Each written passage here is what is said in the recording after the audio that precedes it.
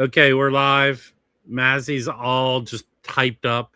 This is going to be a barnbuster ball aching episode. If someone fucking misquotes me one more time and says things that are not literally coming out of my fucking mouth, misquotes websites and companies that just because they don't include a line, he's saying this is fact. We'll get there later in this episode. Well, okay. We wait till we have more people. My balls ache. Well, hold on. I want to point out one thing. I came in late last night. I got off my plane, and I just went to my mailbox, and this shirt from Craig. Thank you, Craig. I put it on. It's a little bigger for an XL. Yeah. Oh no, we did not coordinate. I slept in mine last night. It was my sleepwear. Sorry, yeah. Well, here's the difference between me and Mazzy. On paper, I wear the same thing all the time. Actually, I don't. Mazzy wears the same thing all the time. I wear black. I wear black t-shirts. No. Not all black t-shirts. Yeah. Black jeans, black sweater. I do wear a lot of this. It's easy. Steve Jobs wore the same fucking turtlenecks, but he has like 100 versions of it. I mean, 100 of them. For unwashed, it feels like it fits. Mine was washed, and it fits. It fits. Yeah, no, it's good. Thank you, Craig. I appreciate it. It's a good t-shirt. It's nice. No, I'm just so pissed. I had actually a lovely time on. If he's probably not watching right now, but Steve Westman. Shout out to Steve Westman. I was on his Sunday show. Hold on one second. Okay. Everyone watches this. Well, okay. Well, I don't know if they saw this particular episode. I don't know, but it was yet another audio file discussion, which we all, a segment people love, and that's what you go there for. And, about buying the same old things. We're going to bash the people that deserve bashing because I have a good rant. Yeah. And there was a comment. I'll wait till we get more. How many people? In the meantime, Rich, you've never fucking sent me a goddamn thing. Nothing. Not a crumpet. Not that jelly that you have there. Not a blood sausage. Not your jelly. God damn it! Your astro. I've never received one goddamn thing from Rich. Not one. Zero. Zilch. He's an ungrateful bastard. Thank you. Oh God. Yeah. Listen, my rant is going to be directed at people that feel like the basis for their channels is like breaking some sort of news. I'm going to do a breaking news rebuttal, and I'm going to change the names of everyone. I don't want to use real names. Crumpet? Yes, crumpets. What else does I'm going to make up names for the characters in my response video. I think that'll be the best part of it. And you'll have to guess each character who I'm referring to. Like, for instance, the audiophile comedian. Who do you think that is? I'm going to tell you that the Hawaiian guy shtick is not new. He didn't invent it. His shtick is based on combing through other people's videos. He did talk to that facility place. Okay. But Iron Mountain. Yeah, but how much deep investigating can you do from Maui? What? Don't regional shame anyone, Rob. That's the part I disagree with. Maui's a beautiful place. They had a Lahaina got burned. Lahaina burned down a few years ago. There's no bashing Maui. There's no bashing Maui, and that guy looks like the comic book guy from The Simpsons. He does. That's his look. No, here's the thing. Okay, here's the problem I had in the comments. That guy said, "Mazzy, you were so great." I'm paraphrasing. He agrees with me about the one steps and this and that, and now how you said Kevin Gray's, you can do it without doing a one step, and I'm fine. I agree. You can do a good record without a one step. I'm not an absolutist on anything, but he inferred that, and I said I liked the Kevin Gray better, and he likes to say, quote, facts through omission.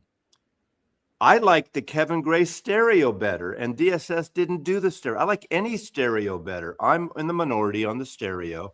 So he says that I inferred that the AP is better. I don't think the AP mono is better than the DSS mono at all. So he made up things that I didn't say to bring me on his team. Again, I think that guy, I mean, flat out, that guy is not part of the vinyl community. Not at all. We've established rules of identifying. Oh, there's no rules. I disagree with you, Rob. No rules. There's no membership card for the vinyl. Shut up, Rob. I know you had a tempestuous week in DC. Mazzy, let's keep private conversations to private. No, I'm just saying you had to fly. You had to deal with family. Okay, so let me finish my thought, and you will agree with me. There are, in my mind, there are certain things you need to do to be part of the vinyl community. And it's not hard. It's interact with other vinyl community there is that. channels. Right. And he does not qualify in that realm. So to say he's some sort of vinyl community person, well, for someone to come in and if they want to report that way, it's all the power to them. They have the freedom to do that. But let's get a foundation of what people are into musically, a little bit about their gear, maybe of their history with music and buying records. Then you know where they're coming from. But does he have a record? Have we ever seen him hold up a record or have a record? No. And here's the thing. Do you even own these records? Okay, so have you enjoying these records? Oh, Jim's here. Can I just sing? Good morning. Good morning. Good. Oh, sorry. The sound. One hot loogie, yeah. I'm just saying, we don't know anything about that dude. We don't know what he likes, what he don't like. We don't know anything other than him.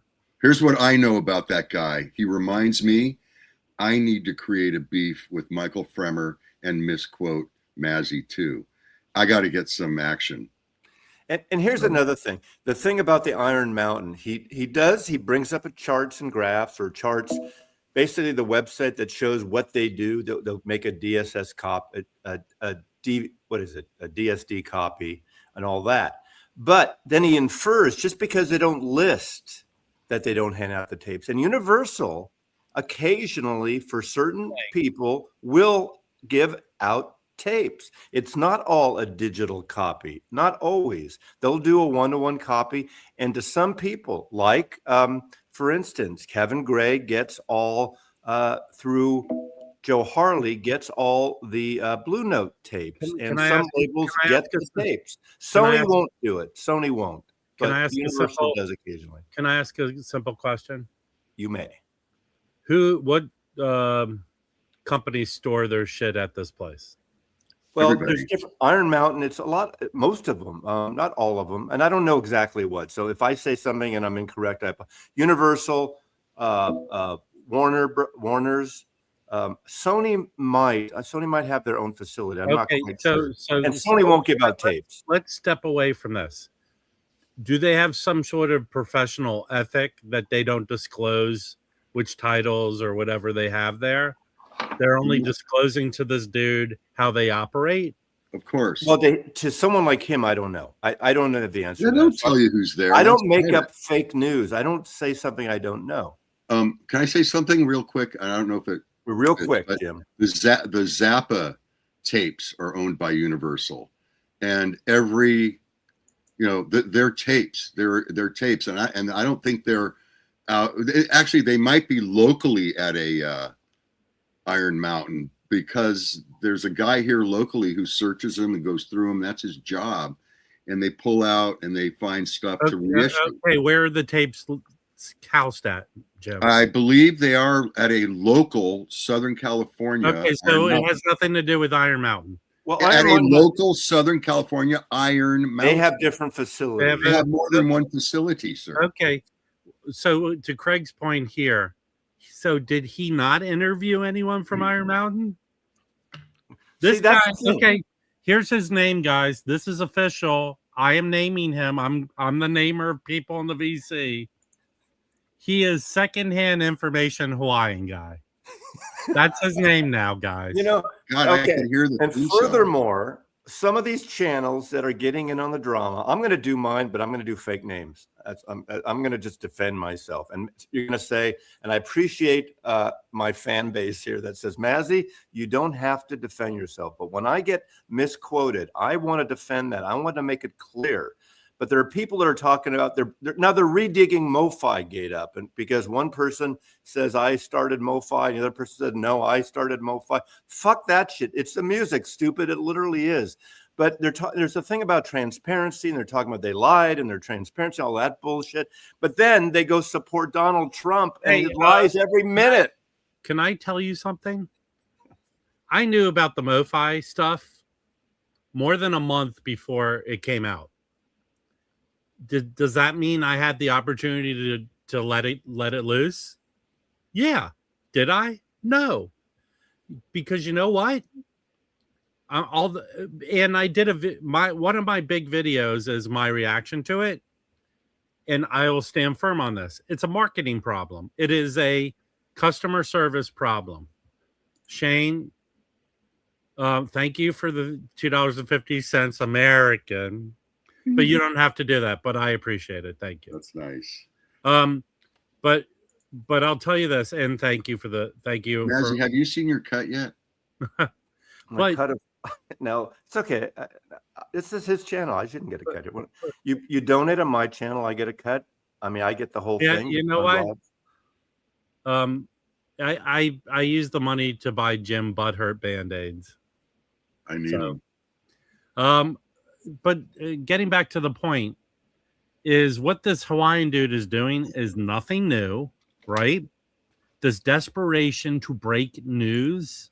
Going back to my point, it's a customer service issue, right? The music still sounds the same, to Mazzy's point. I have them. They're fine. I'm fine with them. The Miles titles are my preferred ones to have.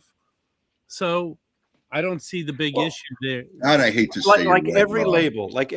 MoFi has some clunkers. They're kind of blues a clunker. The Young Rascals, they did the Groovin' album, which I love, and I bought that. I didn't like it, but the problem is not so much with the mastering of it, but they use the mono, and I hate to say it, the Groovin' album on any version, the original sounds so much better in stereo, and that's probably all they got license-wise. So it's a great album, but it was a clunker, and there's been a few clunkers. Same with Chad. Every once in a while, something doesn't work, or same with Rhino Hi-Fi, or any label. Not everything is 100%. Okay, although I don't have Abraxas in any form that MoFi created, I do have an original, and to me, the original sounds awesome. It does.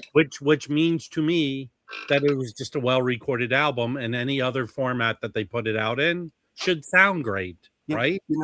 Concert Buddy, I don't think MoFi has a high percentage of clunkers. I mean, maybe you got 10-15% of them are clunkers. But Patrick knows there's a hot stamper for Actually, Danny Kaye told me this. The Poco MoFi is a hot stamper. So I don't like that record. Getting back to it, Chance loves those Train albums. Not the band Train, the Train sound effects albums that MoFi put out. Well, that Mobile Fidelity started, the whole record company started doing Train sounds. That was where Mobile Fidelity is in their name. They recorded Train sounds. That's the label. Hold on, Mazzy. That's just in from Maui. Mobile Fidelity Train sounds were not taken from actual trains.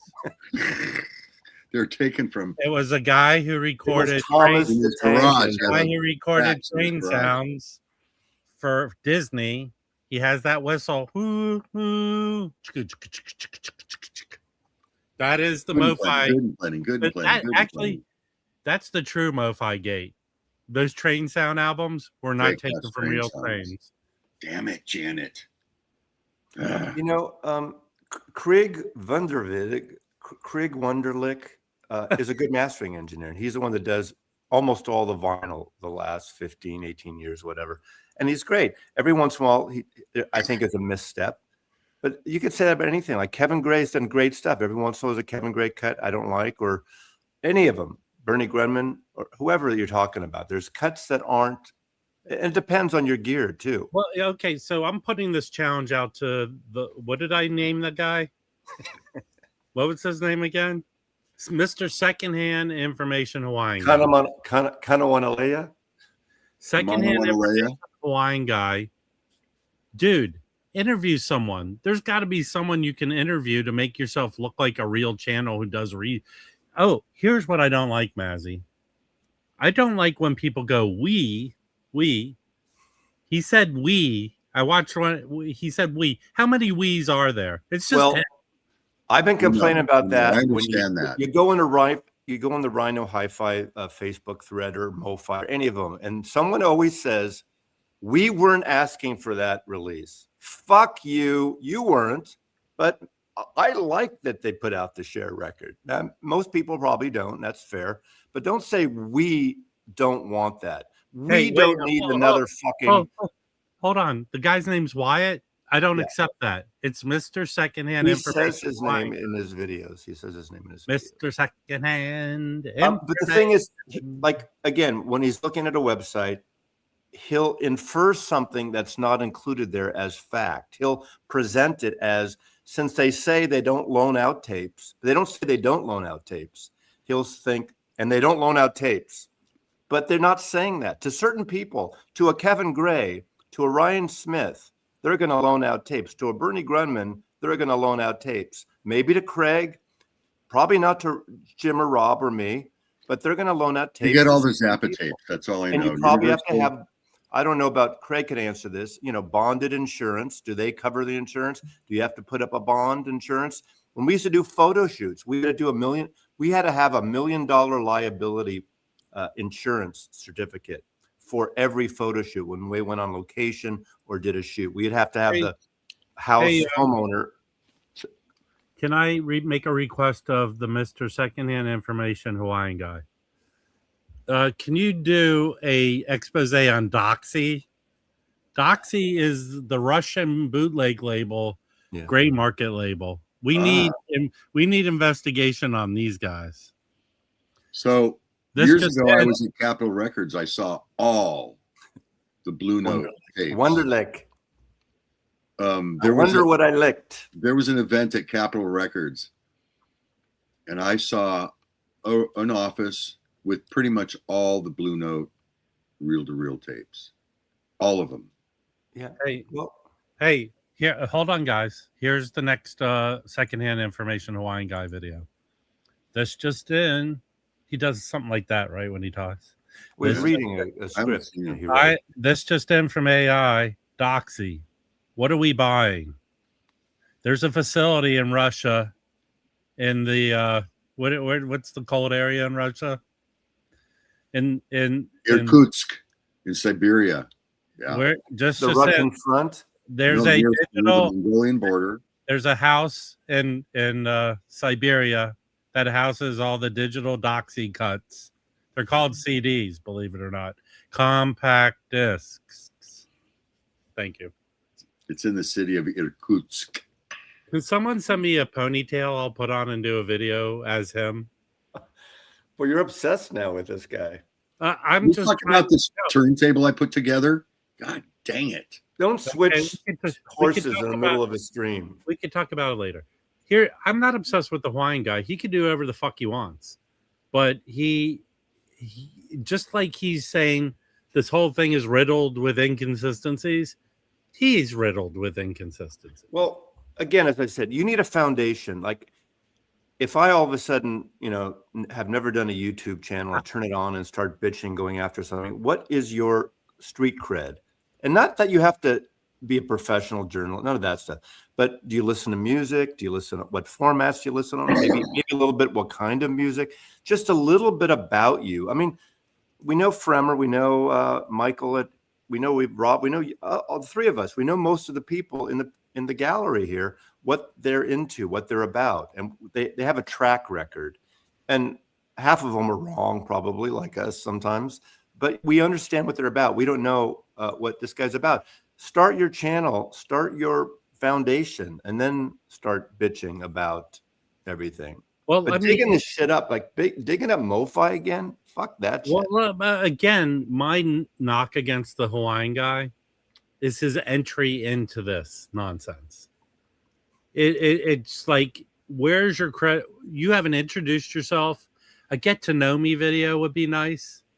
Like, you had an incident as a child that has framed you for the rest of your life, where a big giant box of digital records fell on your head. Hey, Herc, I eat 1,400 subscribers for breakfast. So, okay. No, exactly, Herc.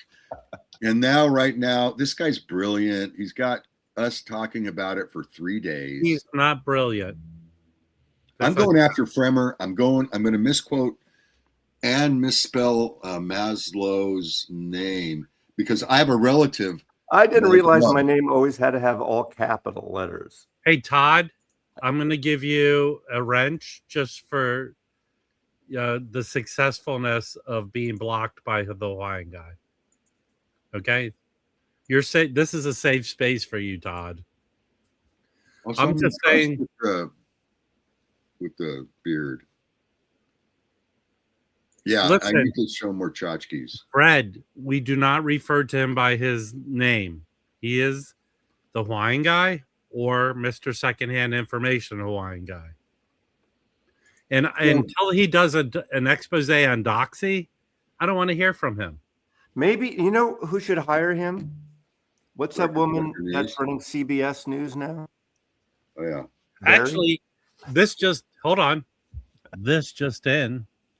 Hawaiian guy hired by 60 Minutes as the new Andy Rooney. The new Paley. He's the new Andy Rooney. I need a close shave. No, everything turned gray. He's pitching for Chad. No, even Chad doesn't do shit like this. And I respect Chad. I have my certain issues, but I respect Chad. I'll say this. I don't hate Chad, but he makes it. Why? There's nothing to hate about him. Why would you hate Chad? Hold on. He makes it very hard not to make fun of him. That's what I think. Well, he has an accent, first of all. You make it very easy to make fun of you. Okay. So I'm just saying that if his name's Wyatt, we don't use that. Hawaiian guy. It was a pleasure being on the stream with Tim on Sunday. And that's not what he told me about you. He showed some Quieks. We're all consistent with what our pitch is. I do the same shit. Hold on, Mazzy. Now I have a bone to pick with you based on what just came out of your mouth. I'm friends with Tim and we message each other and we've been solid Quieks, transparent vinyl friends forever. You coming in, you give me shit about it. And breaking them up. I don't give a shit. You know what? I beat a dead horse. Everybody knows that. I do the same shtick over and over again. I'm honest, transparent about that. I do that. I like the Quiek stuff. I have a bunch of them from. I remember John Lennon, the Geffen greatest hits. I have the Fagan. I have a bunch of Quieks. George Harrison. There's a George Harrison Quieks. Warner Brothers. I just thought of something funny about the Hawaiian guy. I need to know about you, Hawaiian guy. Were you raised in the sugarcane fields of the Big Island? Did you pick coffee beans? That's not even. That's kind of regional racism. Can you get me some spam musubi? Yes. Were you raised on spam musubi? I love that stuff. What's your recipe for mac salad? We need to know Hawaii. How many Don Ho records do you have? How about there's a Hawaiian comedy group called Poi Dog. Not that Poi Dog, a different Poi Dog. How do you feel about the Hawaiian rolls and their popularity? Okay, hey, you like them better than the potato rolls. Leland, you should come up here, Leland. But I can't wait for the next Leland and Mike podcast. I think you need to talk about that guy. Hello, Arnaldo. Nice to see you. Arnaldo. We want to have this part of the next conversation because I know last time Mike really wanted to get on this drama again. first half of the podcast was the drama. Even Mike digs it up, but at least Mike has a vested interest in it and knows a lot about it. Hey, Hawaiian guy, what's your feeling about tourists who throw big rocks at endangered seals? We need to know. You know, I went a handful of times in the early 70s to Lahaina. What a beautiful place. And it all burned down now. And the developers are getting in and probably fucking it up. So I do have a little bit of soft spot in my heart.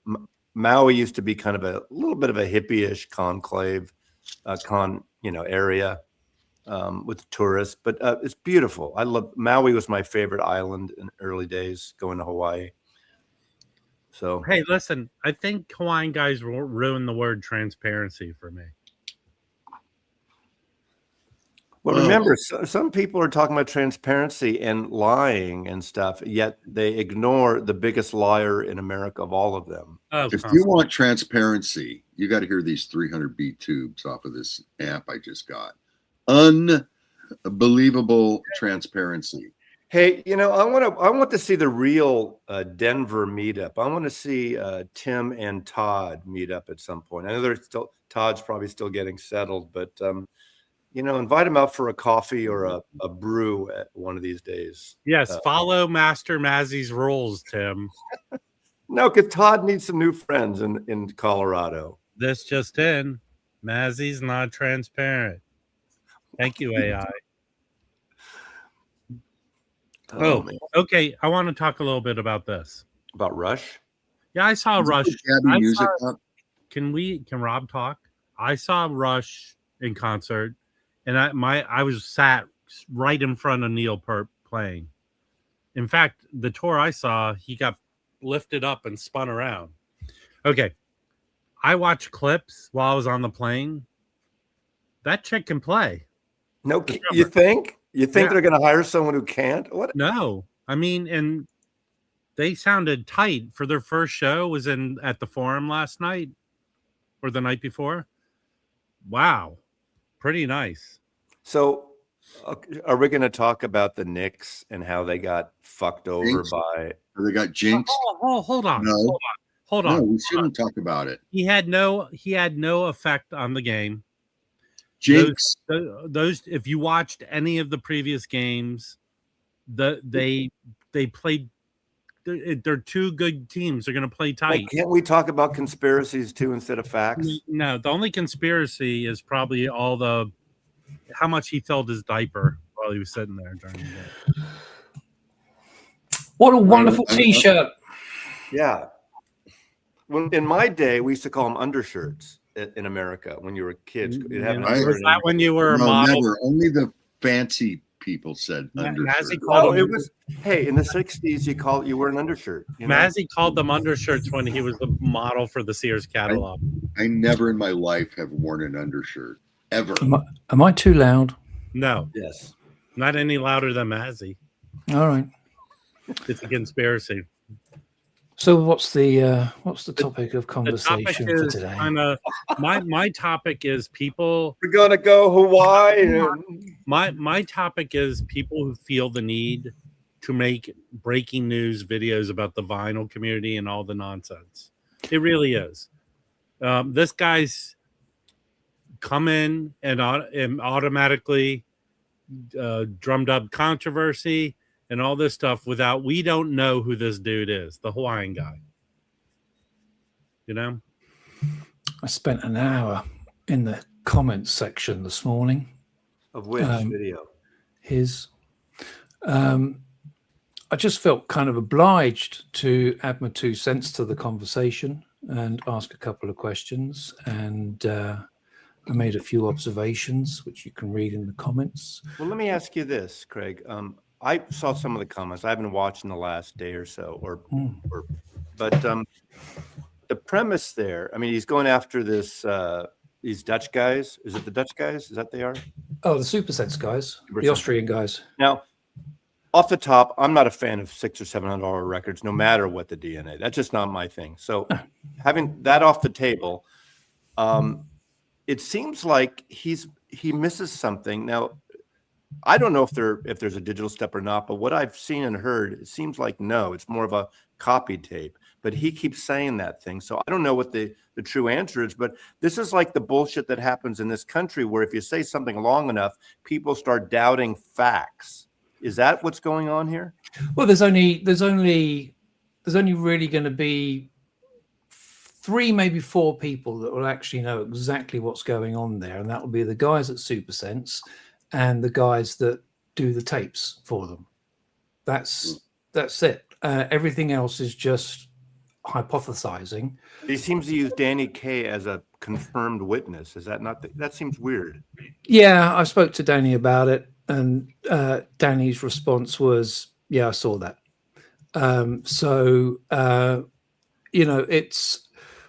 It's just frustrating because it kind of just sours the community a little bit. It definitely makes things harder for someone like me that does this the right way and is very transparent about it. And I was so transparent about it. I told him in the comments today exactly what was cut from what, how, and if we had to take any digital steps. So it's all there.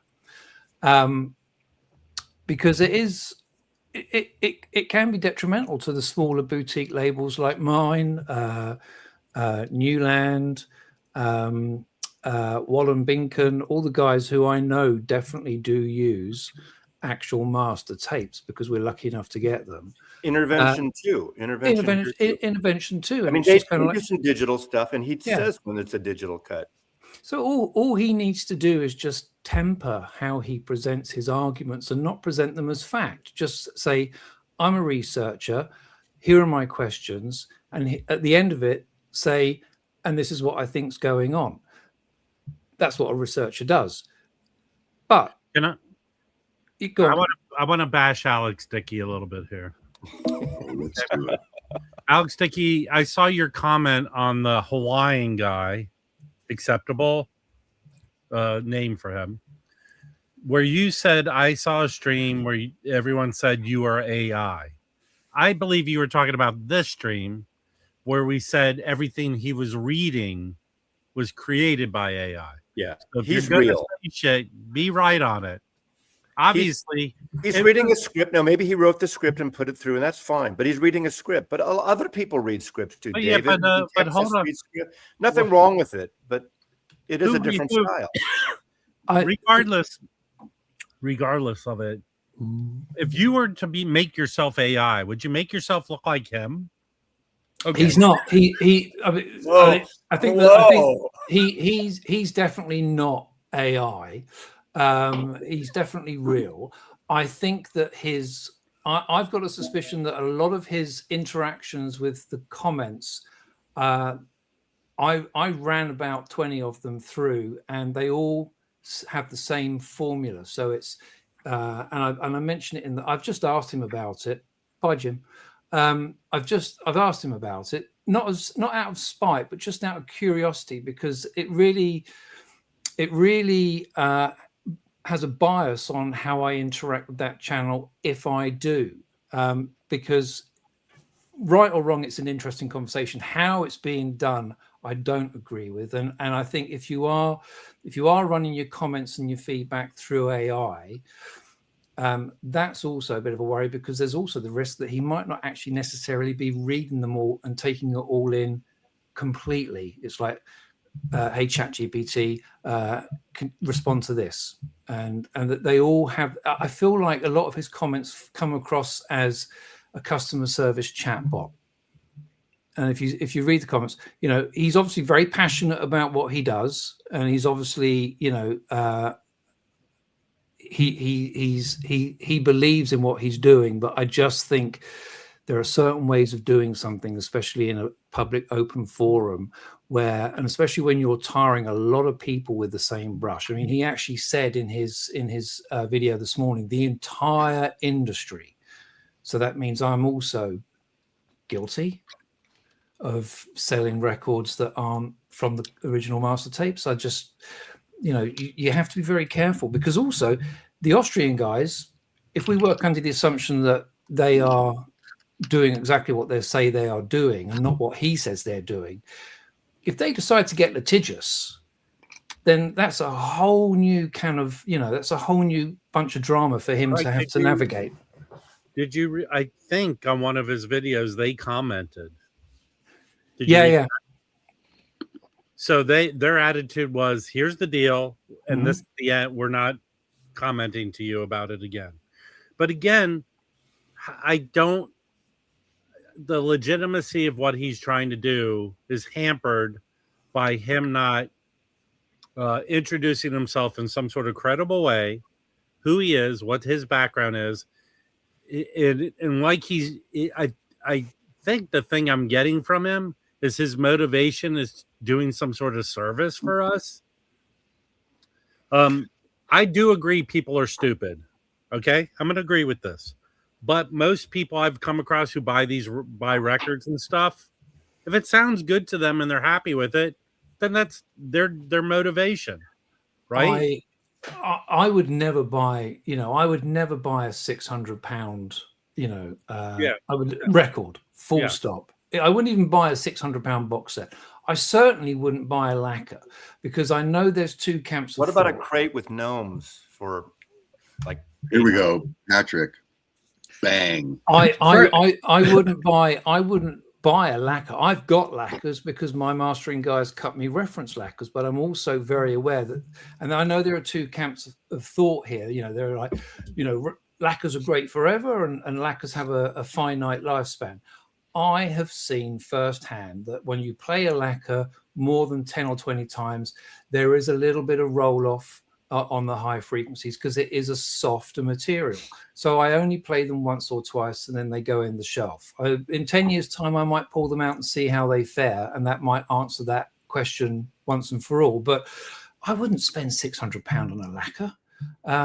I want something that I know that is absolutely going to play each and every time that I pull it off the shelf. People and I don't spend $600-800 on a hooker for an hour and they don't have it again. So what's the deal? Or they'll pay $600 for a Doors Mono ERC that sounds like shit. So Well, okay. Patrick brings up a good point. Okay. ERC, we know nothing about them. At least the Super Sense people Sure are we out do. there doing interviews. We know about ERCs. No, we don't, Mazzy. No one has come out from the company and spoke to Steve Westman or anyone else. Again, we know what type of records we know people that have them and they sound incredible.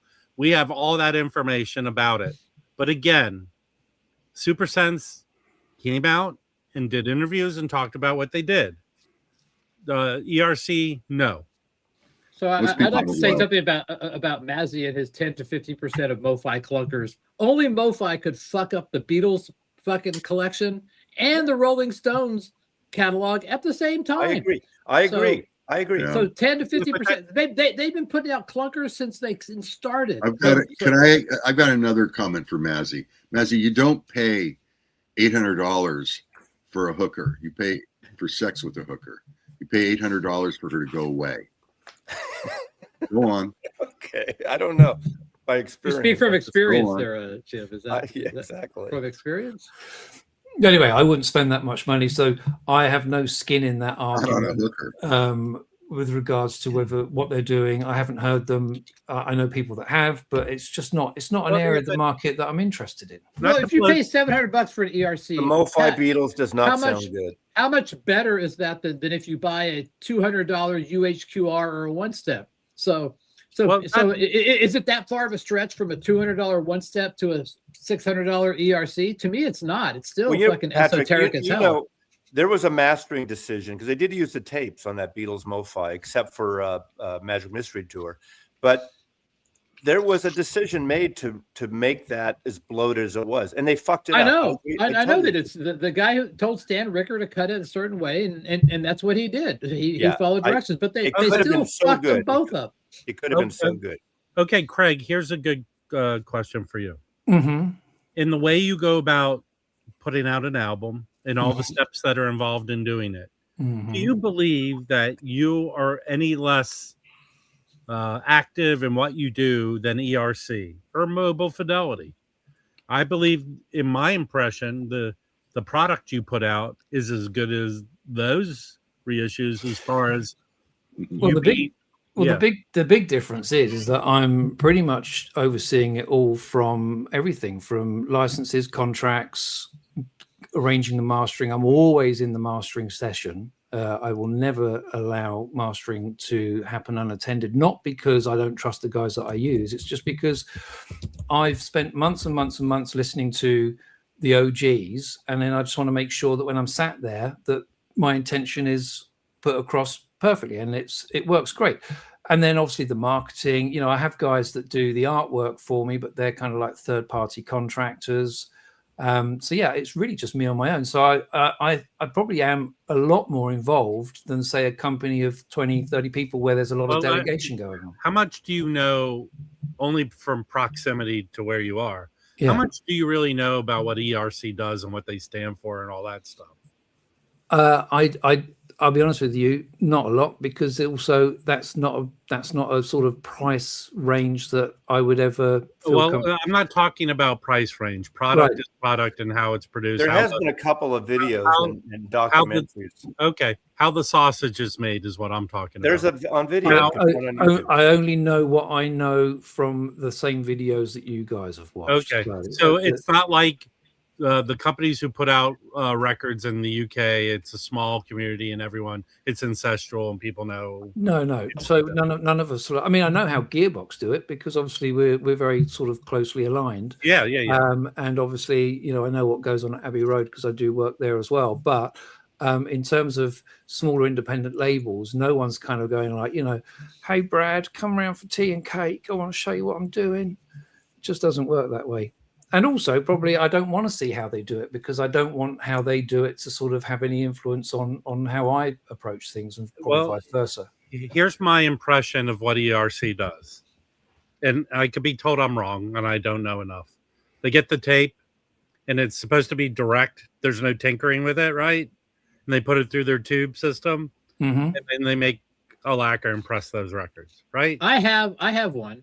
I have the Forever Changes, and other than the second song where there is an obvious tape issue, they left it in warts and all. They didn't try to fucking fix it. So I give them credit for that. If they say we're going to do it straight from the tape, they literally do it straight from the tape. They don't try to fix that shit. So. There's a question there from Chris over in AV Room, Chris. Yeah. How would you handle... Well, that's the reason why I became very sort of verbose this morning on his comments, and actually laid out exactly what is what on my label, because heaven forbid he decides that actually he thinks that there's something askew there. I can immediately say, no, this is completely verifiable. We have the master tapes. We don't have one-to-one copies. There has been one incident where we didn't have the tape, and you can see it all on the hype sticker. On the hype sticker for Courtney Pine, it says mastered from the Universal high-res master file. No mention of tape at all. And it's just having that kind of due diligence and transparency, where if anyone does question you, you can answer the question and you can shut it down, because it's got nowhere else to go. So yeah, but most labels don't have that transparency. If they even have something like taken from the Universal master tape, it's in such small lettering on the very back label right after the address. Yeah, and they don't. And the only time that they really want to come up and talk about it is if they get caught. Yeah, so. That's the so. Hello, Patrick. Patrick, have we met before? All right, I want to make this announcement right now. Yeah, there is in fact a digital step in creating record collector. It was nice having you, Jim. Patrick, have we met before? I can't remember. I don't know. I'm not quite the slut that Mazzy is, but I do get around. All right. Well, nice to meet you. In each one of my records, there's a very nicely put together booklet. And it explains, on the last page, it explains everything about the mastering process, where it was done, the equipment used, the equipment that I use in the R&D as well, because that has a massive influence on the final product. On my last release, Miles Shao, I actually gave him a full page in the booklet to explain all the challenges that we had with the original master tapes, and why having that Abbey Road half-speed master digital step is the thing that saved the whole project, because we could not have cut straight from tape. It was nigh on impossible. So it's that level of transparency that I hope that, it's about building trust with the consumer. I don't want to be, I'm not doing this to make a quick buck and then in 3 years' time bugger off. So here's the difference between you and say Mobile Fidelity, where you take that extra sheet and document that stuff, which is phenomenal. MoFi just takes the opportunity to hand you another flyer for what they're going to release next. So instead of taking that sheet that comes with the UHQR and letting you know the process like you do, MoFi decides to use it as an advertisement for their company. So I applaud you for what you do, but you're the exception, not the rule. Yeah, and I think I can't speak for them, Patrick. I don't know what was going through their minds, and I'm pretty sure that when the story started to break, their sphincters really probably clenched up. But I've been buying records since I was 6 years old in 1976, and I've bought some great records. I've still got them all. I've bought some absolute clunkers. I really put myself in the place of the customer who, when flicking through the racks, I want them to not only feel that they're making a great decision, but when they get home, they absolutely are 100% confident they've made a great decision after. I mean, Chris, AV Room Chris, he bought a copy last week, and he just sent me a note this morning to say, what he thought of the record. Oh, hold on. Yeah. I can say factually, the proof's in the pudding, because Craig's... how many of your titles have sold out from the initial pressing? Well, now that I've established that the magic number is 500 and not 1,000, so the second release has sold out. And there's one guy in Australia this morning who was just like, and I said, look, there's a situation where I've decided that distribution isn't for me. It just doesn't work, especially stateside. Unless those two guys that I've been talking to can come up with something, going through forced exposure. So it turns out that there are 15 copies of my second release that are out there in the wild on consignment, which means that actually I still own them. So I'm hoping that I can claw those back, re-sleeve them, check them, and if they're good to go, I will put those back up on the website, so I'll have an extra 15. And this guy said, well, how long will it be? And I was like, well, how long's a piece of string? I don't know where they are, and I don't know what condition they're in. They might actually be a complete write-off. But I have offered him one of my 10 that I've set aside for myself because he really wants this. And I said, look, it's not hand numbered. It's just the same as everything else. It's never been played. It was sleeved and put in the shelf. I can personalize it to you, but I can't number it because that's not fair on the other 500 people. And he's taken it. Craig, yeah, the Hawaiian guy, I feel like his next video will be, is hand numbering records actually the number of the record?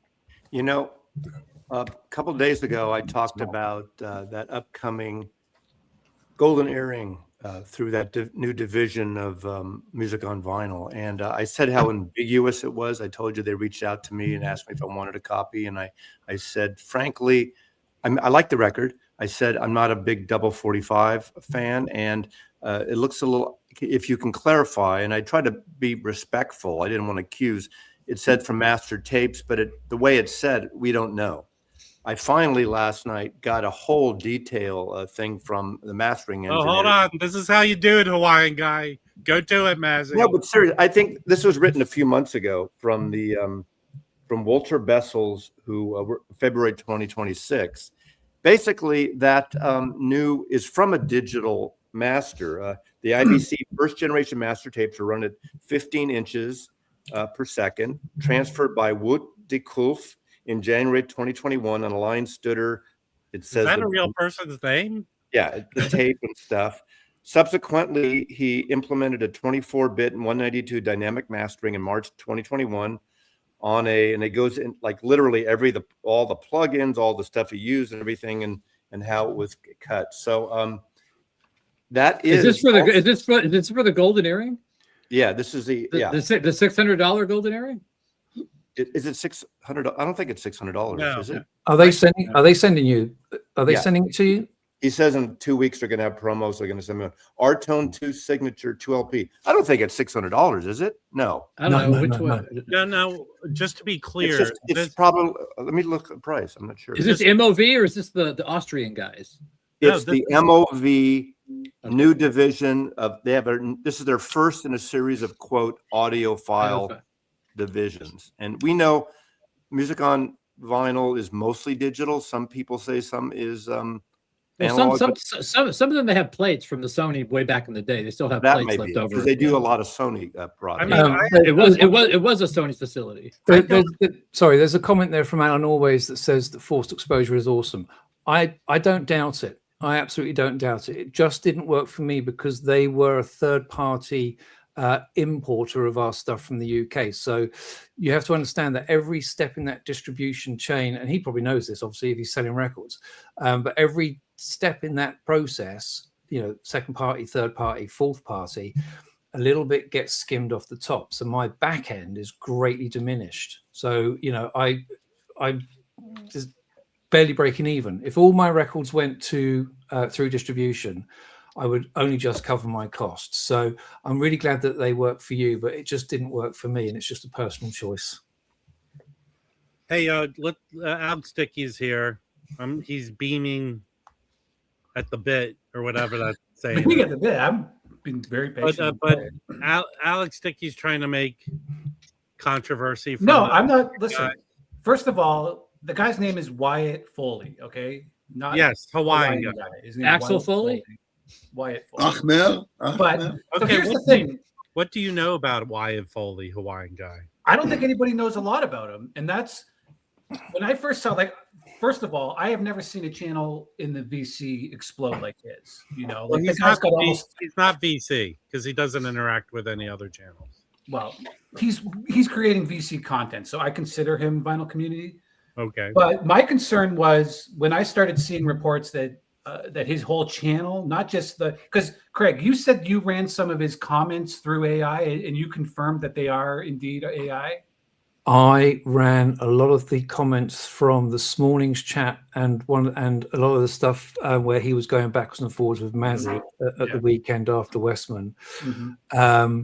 And I don't have a lab here with lab equipment. So that's the one thing he and I do have in common. But there's a very strong chance that I'm not saying he's doing it all through AI. I think he's probably getting stuff polished by AI, which is why it all feels so samey and follows the same structure. So isn't it just as bad to conject whether or not he's AI than what he puts out there? If we're just doing the same thing as conjecturing what we think he is, we're just as bad as he is. Yeah, that's a valid point. No, Yikes. No. So yes. The whole thing about the AI thing really hit me maybe 2 or 3 videos ago of his where there was a lot of digital artifacts. There was a lot of glitches. It was a really reminiscent to remember when Bibi had the whole thing, Benjamin Netanyahu, when they forced him to do a proof of life video because he had the 6th finger. There's a point. No, this is totally serious. There was a point in that video, and I can't remember, it might have been MoFi Gate 2.0. It gets glitchy, and then there's a stutter, and then his ear kind of pops out to the left a little bit. So that's where I came in. I said, "This guy." That's the humidity. So Alex Dickey calling something sketchy is pretty rich. just to be fair here. So and I love that, Alex. Patrick, the golden earring is about $75 US, 2 LPs. There we go. Well, if they're cutting it from 24,192, people bitched like a motherfucker when the Beatles put out the stereo box set. Those were cut for 24,192, and those sounded exactly like the solid state cuts. So people don't want that shit. Mazzy, can I ask a favor of you? Can you reach out to the Music on Vinyl and ask for someone to come on one of your videos? I'm being serious. I don't think that's for me. That's for Westman. Well, hold on. I think it is. I'm not one of those. I'm not one of those guys. No, you are one of those guys. In fact, Mazzy would ask him what he had for tea. You wouldn't ask him any of the technical. I would ask him about the music. I understand this, but I don't need to know how the sausage is made. I understand this. You do want to know how the sausage is made. Yeah, but I'm curious about it. Mazzy, go talk to him and let me be on the stream with you, and I will ask the technical questions, and you can ask the music questions. How's that? Seriously, Mazzy, if you feel like you do a service towards the vinyl community at all, bringing people out and putting a face to these companies and really getting in front of the Hawaiian guy who's His putting name's his Wyatt. the Hawaiian guy. Hold on. MOV puts out a lot of titles. No, I understand a it. lot of But titles. here's what the Hawaiian guy is doing. All of his takes are put together from other people's videos. He's not directly interviewing anyone. What I'm saying to you, Mazzy, is be better. You're better than him. And just if they're contacting you, ask someone come up to talk to you about the title. Yeah. It really will put things in motion. And you know what will happen? The Hawaiian guy will use your video as a source. Well, Hawaiian guy has interacted real time during the Westman stream in the comment section. So in real time he was talking. Rob, have you reached out to him? Have you invited him up on your stream? I don't. Hold on. I am more a humorist in the vinyl community. I don't reach out to anyone. So am I. It's about the music. I don't care about the you should give him an opportunity to come up here. If you're going to talk about him all stream, he's welcome to come up. Yeah, no, if we're going to talk about the Hawaiian guy, then we should all be wearing if you want skirts and coconut let bras. us know. You're welcome to come up. That's what we should be doing. Hey, listen, easy now. I believe Tommy Bahama's more Caribbean than it is Hawaii. Yeah, they're island aware. They're island aware. Some people are saying he blocked me. I don't know if that's true or not. I don't think I got blocked from his channel, but it's possible. I'm gonna write on his thing right now and see. All I want to know at the end of the day, I don't know the guy. I've never met him. I just want to know if I am interacting with him or if I am sort of saying, look, here's what I do I just want to know what I'm dealing with. I don't want to be spending time composing, a comment about my own transparency and my own methodology if it's just being answered by an agent. That's just a waste of my time. And as I said in a post earlier on to him, I said, bad news travels faster and further than good news. So, whatever narrative, whatever negative narrative he's sending out about labels without any quantifiable proof other than some quotes from a website, that news is always going to travel further and faster than the good stories about the smaller labels. So, that's the only issue I have. The second issue I have is that I think Chad's going to lose his shit when he sees the thumbnail on that video that was posted this morning, because it's literally a UHQR and then there's the other. I didn't even see. Have a look. My worry with this, with Wyatt Foley, is absolutely what I've said before, and it's all about litigation. Michael Fremer has brought it up twice in his comments. What are you going to get out of someone who has nothing? Wait, hold on a second. If you're taking bread out of somebody's mouth, like Super Sense, what are you going to get out of the lawsuit? And they're going to have to come after him. You're going to get a cease and desist. You're not going to make any monetary. But something, maybe an example needs to get made. People do that all the time. No, I mean, definitely, if they feel slighted, they should call him on his shit. I agree with you there. Well, hold on one second. I'm really upset. Wait, Hawaiian guy hasn't done a fucking Paul McCartney Dungeon Lane video, or a he's contest. not really a part of the VC. Hold on one second. Fremer has commented on Hawaiian guy's videos. A lot of them. Yeah, he brought up the whole litigation thing in the 2 videos ago, I believe. Big time. Yeah, absolutely. But here's the funny thing about Fremer. He's all about the clapback on this shit.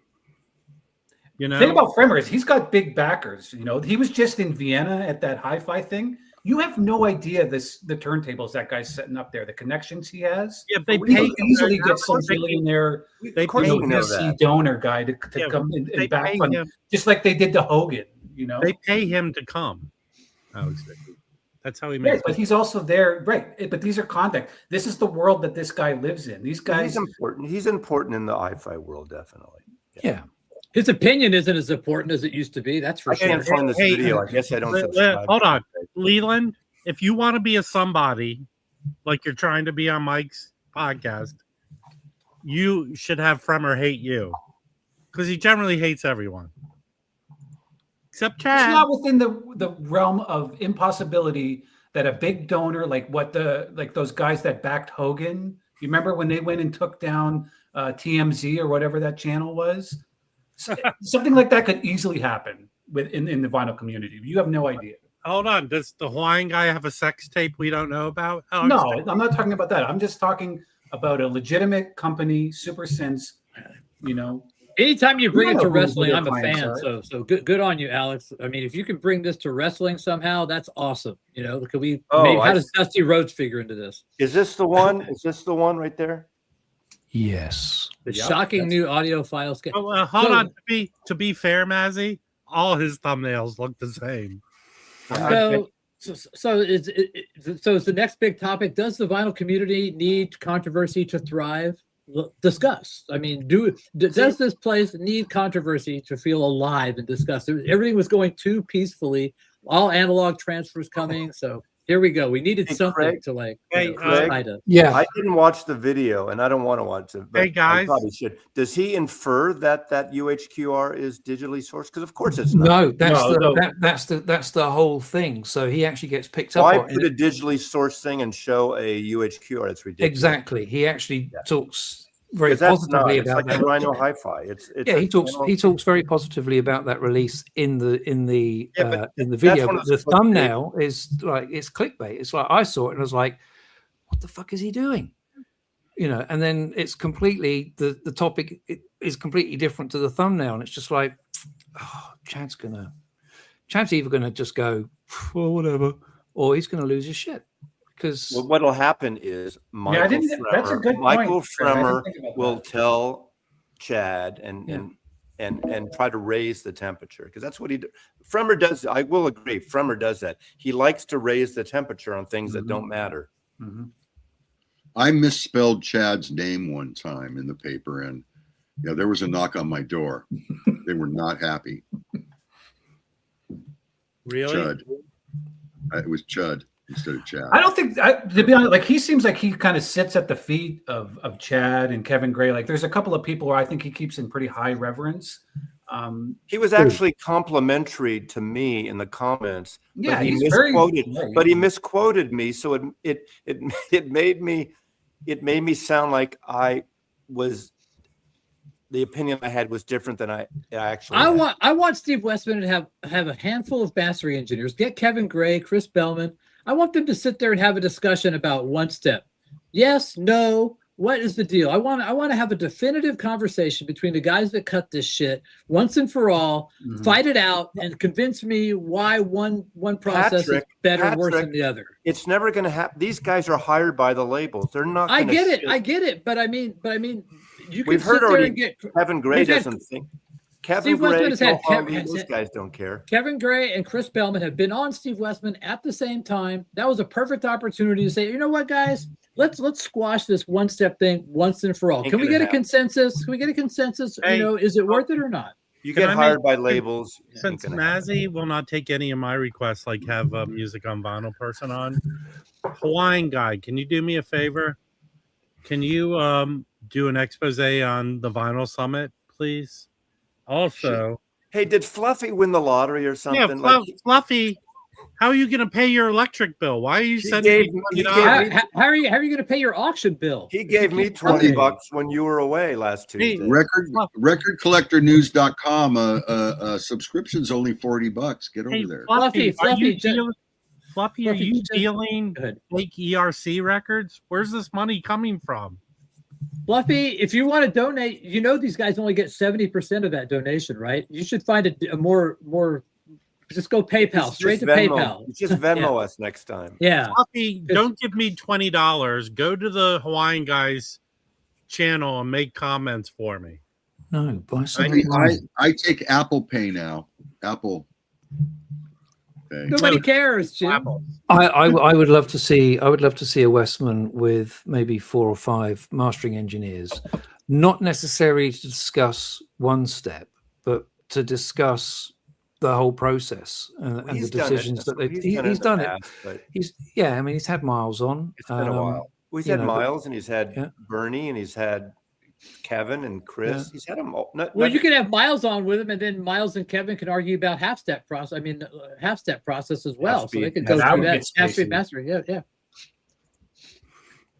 There is I hate to say it, and I'm going to be you're going to scroll on me here. I don't know if it's a term here, but there is wouldn't. an etiquette about not, pissing in your pool and shitting In your own well or someone else's.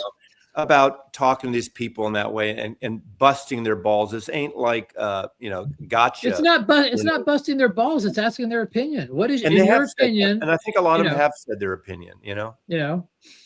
I'm not convinced that, and the thing is, I said, look at, because he said the reason the DSS is so expensive is because this one-step process is not any better. And he says, I said, what's not any better. That's why is it $100? That was hilarious. That was hilarious. And I said, well, first of all, what you said. It's not $100 because it's a one-step. It's $100 because it's super vinyl, whatever they call it. It's in a fucking box, premium priced. It shouldn't be $100. And Well, yes, hold on. I have a good response. Yes, you can do a version for $40. I have a good response to Mazzy. So I don't know if Craig, have you bought? There's Chetsky Records. So someone bought the catalog of Chetsky. The guy Chetsky's not involved anymore, and they've been issuing their own version of one steps. Right. I don't know if you picked up any. So there's the McCoy Tyner, the New York Reunion record. That is a 45. It's not a 45, but it's a one-step process. They've been putting on, and the price on them is cheap. It's like $60 or less. Yeah, I mean the cost to manufacture something like that is probably going to be £25 a unit once you factor in everything. So I don't know why a lot of these one steps are in the why is this album so much? How much is it, Patrick? It's in a box. I think it's like $150. Somebody sent me this. It's like $150. Is that double 45? Yes, Van Halen, 1984, sold about 10 million copies, and the original sounds great. The Quiax promo sounds great. This sounds, it's nothing to write home about. So I don't understand. Yeah. I mean, is it because it's got a nice box and it's got filigree in there? I don't understand. You're right. It's the bling factor, Patrick. You're absolutely right about that. And we have like plenty of them. Some people want the pretty bling thing, and that's fair enough. How about this guy? Is that the 45 or 33? See, I love those. So those are great. I don't like the boxes. Yeah, I don't like the boxes either. But so that sounds great. That is a great sounding record. No, it's not. No, it's not. It's a little bit better than the original, but it was never a great sounding record. And this, in my opinion, it's still not a great sounding record. It's kind of like saying Derek and the Dominoes. There's no, but it's the music good sounding version of Derek and the Dominoes. Oh, I got the music on the original. I have the music on the original. Why did I need? And this, I thought when I bought it, well, I can always sell it and make some money probably on it. There you go. I got the there you go. Yeah, that sounds. Hey, but to be fair, and I've said this last time, the regular versions that Chad has put out sound excellent to me. Now, it's not that I don't like the boxes, by the way. I mean, the boxes do serve a very useful function in shipping. You brought up it's an extra. I know it's an extra layer of protection. I just don't like that. I just don't like seeing them in my shelf and having that extra step of got to slide it out, separate. So I just keep the records separate from the boxes. So they're, my Miles stuff is. But in MoFi, you don't even get a fucking cover, a full cover. So actually, I take more issue with the MoFi boxes than I do with the UK track with the inverted numbers. Is a good box. This was a great box. Mazzy's favorite Crime of the Century, Supertramp. But look at this. Oh, there's another one that MoFi managed to fuck up early. There you go. There's another one that's a clunker for you, Mazzy. But look. I didn't say they didn't do it. There's a bunch of them.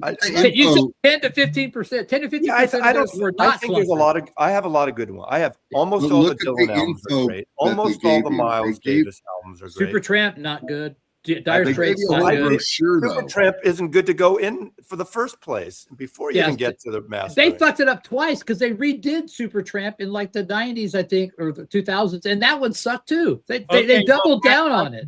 Patrick, I had both the MoFi original Crime of the Century and that audiophile Canadian one. I listened to both and I thought they were very close, but I decided to keep the Canadian. Get the UK with Tone and the Dead Wax. That's all you need. Just look for that one. Then you're good to go. Hey, Patrick, since you're in the archive business, Can you put to bed that Iron Mountain controversy? Like, do you know if the Nashville Iron Mountain facility actually holds tape, or is it strictly a digital only facility? Well, I'm not in the archive business as far as tapes go, but my company did use Iron Mountain. But but we were There are storing 3 paper Iron and Mountains not within tapes. my. Yeah.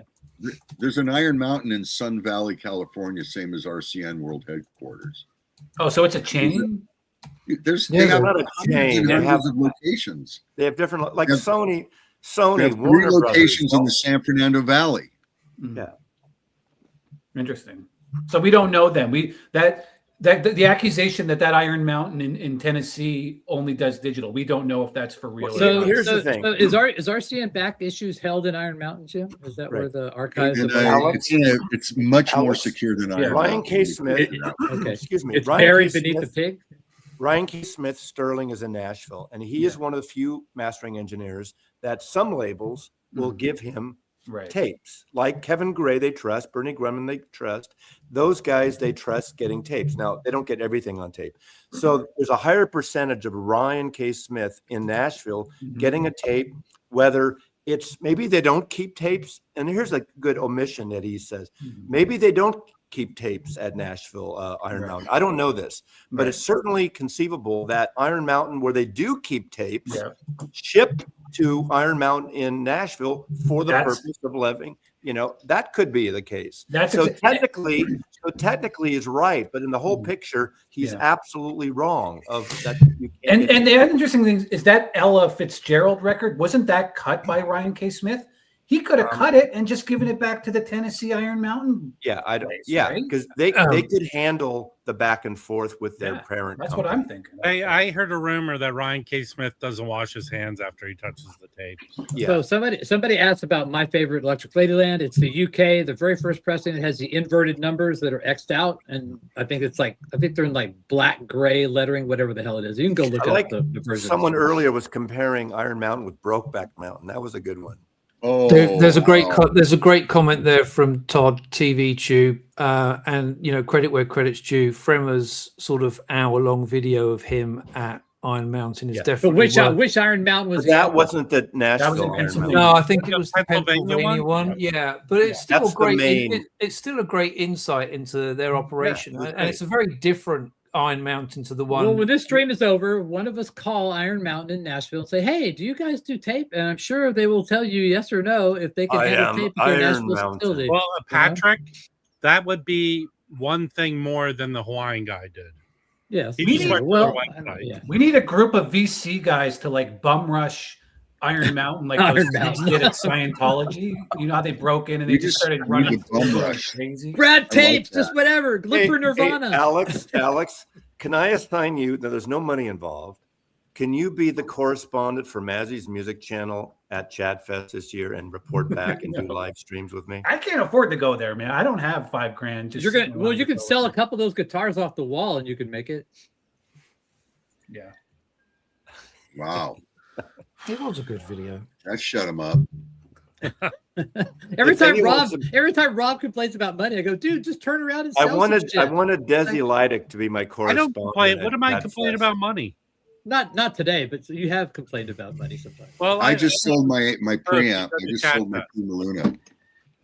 I just sold my Prima Luna Evo 300 preamp. Oh, you're such Wow. a. You're such Thank a you very prima much. donna. How long Prima have you had Luna. that thing? 6 months? 2 years.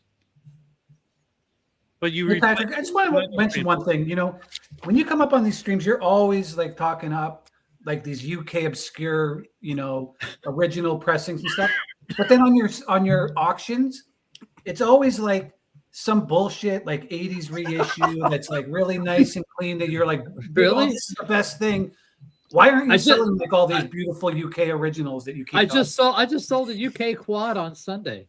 yeah, one out of what 200 records that you showed there. You know what it is, Alex? I He have only to go talks look and see about what I those sold. records Whoa, with whoa, the whoa, people whoa. on the A list.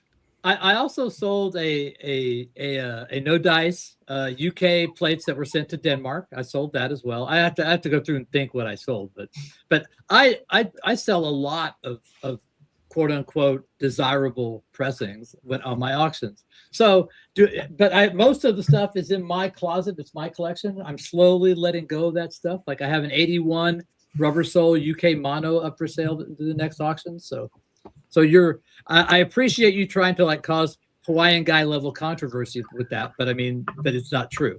So, but thank you for that. Like, for example, on the like on those Columbia ones, like you don't really have like a mastering engineer to quote. So it's always like, oh yeah, this is like a Columbia Santa Maria, which really doesn't make a big difference. But I feel like it's just a marketing. I think it makes a big difference to me. I think some of those mastering places, those pressing plants had better quality control than others. That's why Columbia Santa Maria. Like I don't even know how you identify a Columbia Santa Maria, to be honest. So like a little lazy S sideways. Oh, that's Columbia Santa Maria? Yes. So. Oh. Gee. Look, learned something, didn't we? But I'll forget it in 2 seconds. One thing that I've changed my mind on that I was pretty adamant about was that record club pressings were shit. And so I've learned that you have to take them from a case-by-case basis, just like everything. MoFi, everything should be a case-by-case basis. We can't put a blanket on any label, any mastering engineer, anything. Yeah. Just everything has to be a case-by-case basis. That's just the way Was there a particular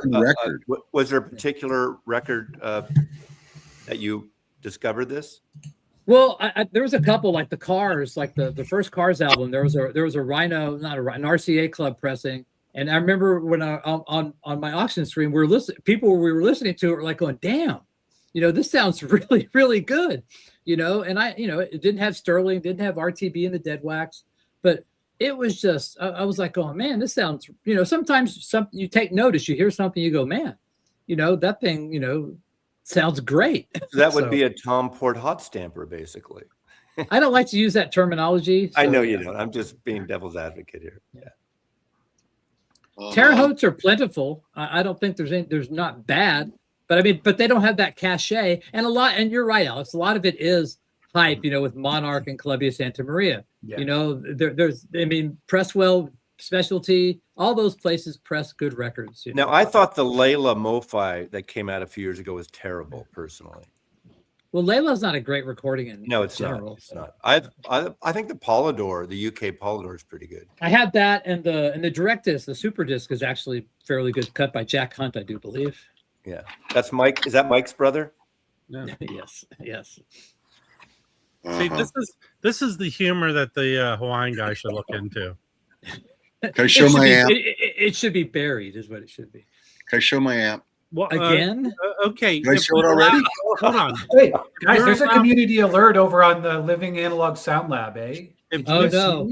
Breaking news. What is it? The gatekeepers are losing their cool, apparently. Oh, are we the gatekeepers? No, Michael Fremer. Okay. Yeah, he's like eighth grade science project. Yeah, Jim, that looks like those kits you used to buy at Radio Shack. Did you rearrange your room again? No, I just sold the Zoo Audit. No, I didn't sell them yet. The guys may be coming to pick up the zoos today, and I just sold the Prima. Do you even know what you have anymore? Yes. But I've switched from the Prima Luna to a Jewel Electra preamp. Holy shit, is that a good preamp? Isn't the Deckware a preamp? The Deckware does have a preamp, but not as good as this. You can use a preamp with the Deckware, either or. So it does add. Can I let everyone know, Jim? It's summertime where you are, right? Yes, Go outside. Does it heat up in that room you're in right now? Oh, I'll only be able to use the tube amp for about another 3 what's weeks. Hysterical about Jim's setup. He has an air conditioning that sounds like a hotel room from 1978. Right. Not lying. And you can't hear anything of all that contraption he put together. I can't listen to records in the summertime. It's fucked. You need a mini split in there, man. This Rhino Reserve is excellent. I paid for it. I bought it at Easy Street last week, Friday actually, or over the weekend. In a 1972 Alan Toussaint. They did Southern Nights, early this year? Excellent record again, Matt Luthen's cut. This series is so good. How many copies of the Cher album did you get, Matthew? I have my original. I haven't got a Rhino Hi-Fi yet, but I like that record. So it's not going to be a big seller, of course, but it's a good record, and it's not a record in print right at the moment, and it had only been reissued once. I think Run Out Groove did a limited version 5-6 years ago, so it's not available. So that means Kevin Gray probably cut it 5 or 6 years ago. No, okay. Here's the deal, and we talked to Westman about this the other day because of the Superfly that's coming out. Every single Rhino Hi-Fi, even though Kevin Gray cut it a few years ago for the Run Out Groove version of Superfly, every time there's a Rhino Hi-Fi, he recuts it. So not for necessary. Well, these are Matt Luthen's recuts, but they probably have to because probably the plates don't belong to. Could be, but so the Rhino Hi-Fis are all new cuts, good or bad. They're all new cuts. So. Television. There you go. I know people don't like these. I mean, I think was that Toussaint, Alan Toussaint's artist intent to have it sound like that? I don't. The thing is. Okay, this artist intent thing I think is full of bullshit. In the 60s and 70s, as you know, records mastering was compromised because of the gear we had. So now they go for the tape. So artist intent doesn't even come into play, really. So one thing you mentioned on Westman's that I kind of like, I thought about that. You're like, oh, well, nobody was looking at matrix numbers or anything back in the 70s and the 80s. Well, they might not have been, but me and my friends did not like MoFi even back then. We could hear the fucking bullshit suck out of the mid-range, and we didn't like that shit. We did not like it.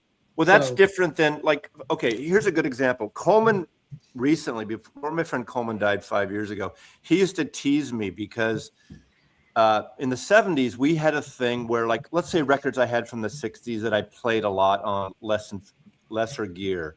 From 1971 to I had a good component system. So my playback, my stylus cartridge was better than it had been in the 60s. So there are certain records that were slightly worn, right? And if the label hadn't changed, like with Warner Brothers or others, we would bring our old copies in, put it in a new copy sleeve, put it in the return bin, and keep the new copy in our old thing to get a fresh copy. That was our thought. Now, looking back on it, Coleman said, I wish you never told me that because I got rid of early pressings that would have been, now that I read the Hoffman forms, would have been better. But we replaced our somewhat worn copy with a pristine new copy because you could return records in the used bins. Well, another thing that people bring up is we didn't need audiophile pressings back in the day. What you know why you didn't? Because the normal records were audiophile pressings. What they consider audiophile pressings today. You didn't need audiophile because they already sounded great. People like Bernie Grumman were cutting that shit. But the quality wasn't any better than now. You would press 100,000 copies or more. And we would get the quality is still better than it is today because there's so many originals that sound better than all these audiophile sound wise labels. Too, but I'm talking almost all of them.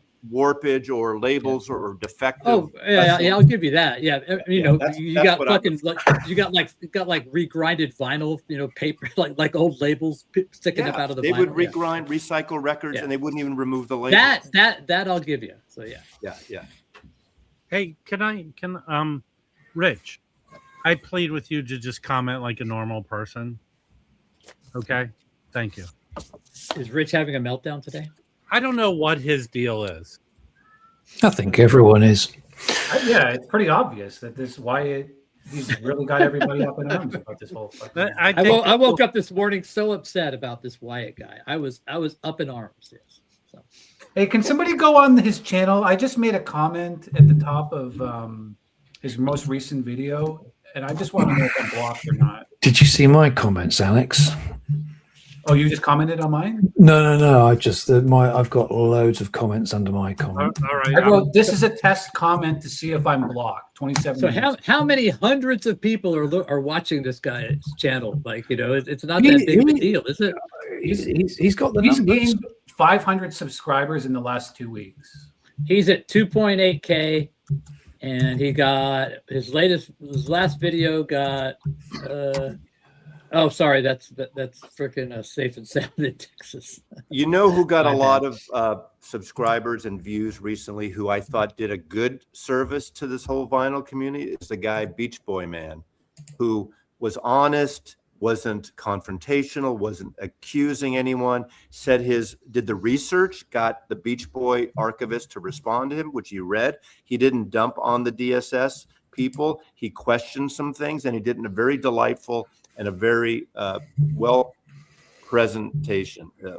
presented video. Is it the shocking new audio file scandal? Is that the one we're supposed to be looking for your comment, Alex? No, Alex- sorry, I put it on an old video. I didn't realize it's on the DSD. Is DSD 256 a lie? Oh. I don't see your comment, Alex Dickey.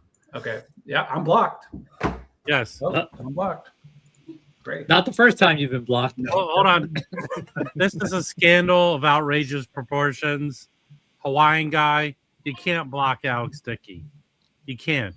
I wasn't attacking him at all. I just told him I didn't want to get into an argument with a chatbot until You can't It was block a the proof of press. life Come video. on, man. Alex Dickey is VC Press. I mean, he has a card and everything, so you can't block the press. Hey, Mazzy, I thought you giving that guy that promo record, that was really something special, man. Well, I think that was as a really nice. Beatle fan, I understand, as a collector of one band, I mean, I collect a lot of bands, but I understand the guy is such a massive his fucking name is Beach Man Boy or Beach Boy Man. So, and he's in Portland, and he just seems so sincere. And, Yeah. I had put my test pressing on the shelf in Beach Boy Pet Sounds, and like it would sit there forever. I would probably never pull it out again. And I don't need it collectible. I could make money on flipping it later. You could have made that's the thing. Like, you could I was have waiting made for someone to say that, Rob. I was like, He all actually right, got- someone, he someone actually- has to say that. He actually got really caught up in this in quite an unfortunate way, I feel. Yeah, well, Fremer, he does it. He'll go in, he'll bum rush your comments section, get all of his little buddies in there. Well, I give Do free like a records. 3-on-1, and he does that all the time. Hey, I just Rick, love how give the nothing analog productions Beach Boys was the greatest thing since sliced bread until something else came out, and all of a sudden it was shitty. So Hey, Rich, Mazzy gives records away. You do not. There you go. I can't see your comment. Who's Rich is an Alex. okay guy. He's got Lemmy as his. Yeah, this is the video here that I made the comment on. It I says see it. DSD just a simulation. I see so it. it says this is a test comment to see if I'm blocked. Let me look. Sort by newest comment. Oh, you might be blocked. Yes, I think I am. you're not. I don't see your comment. Oh well.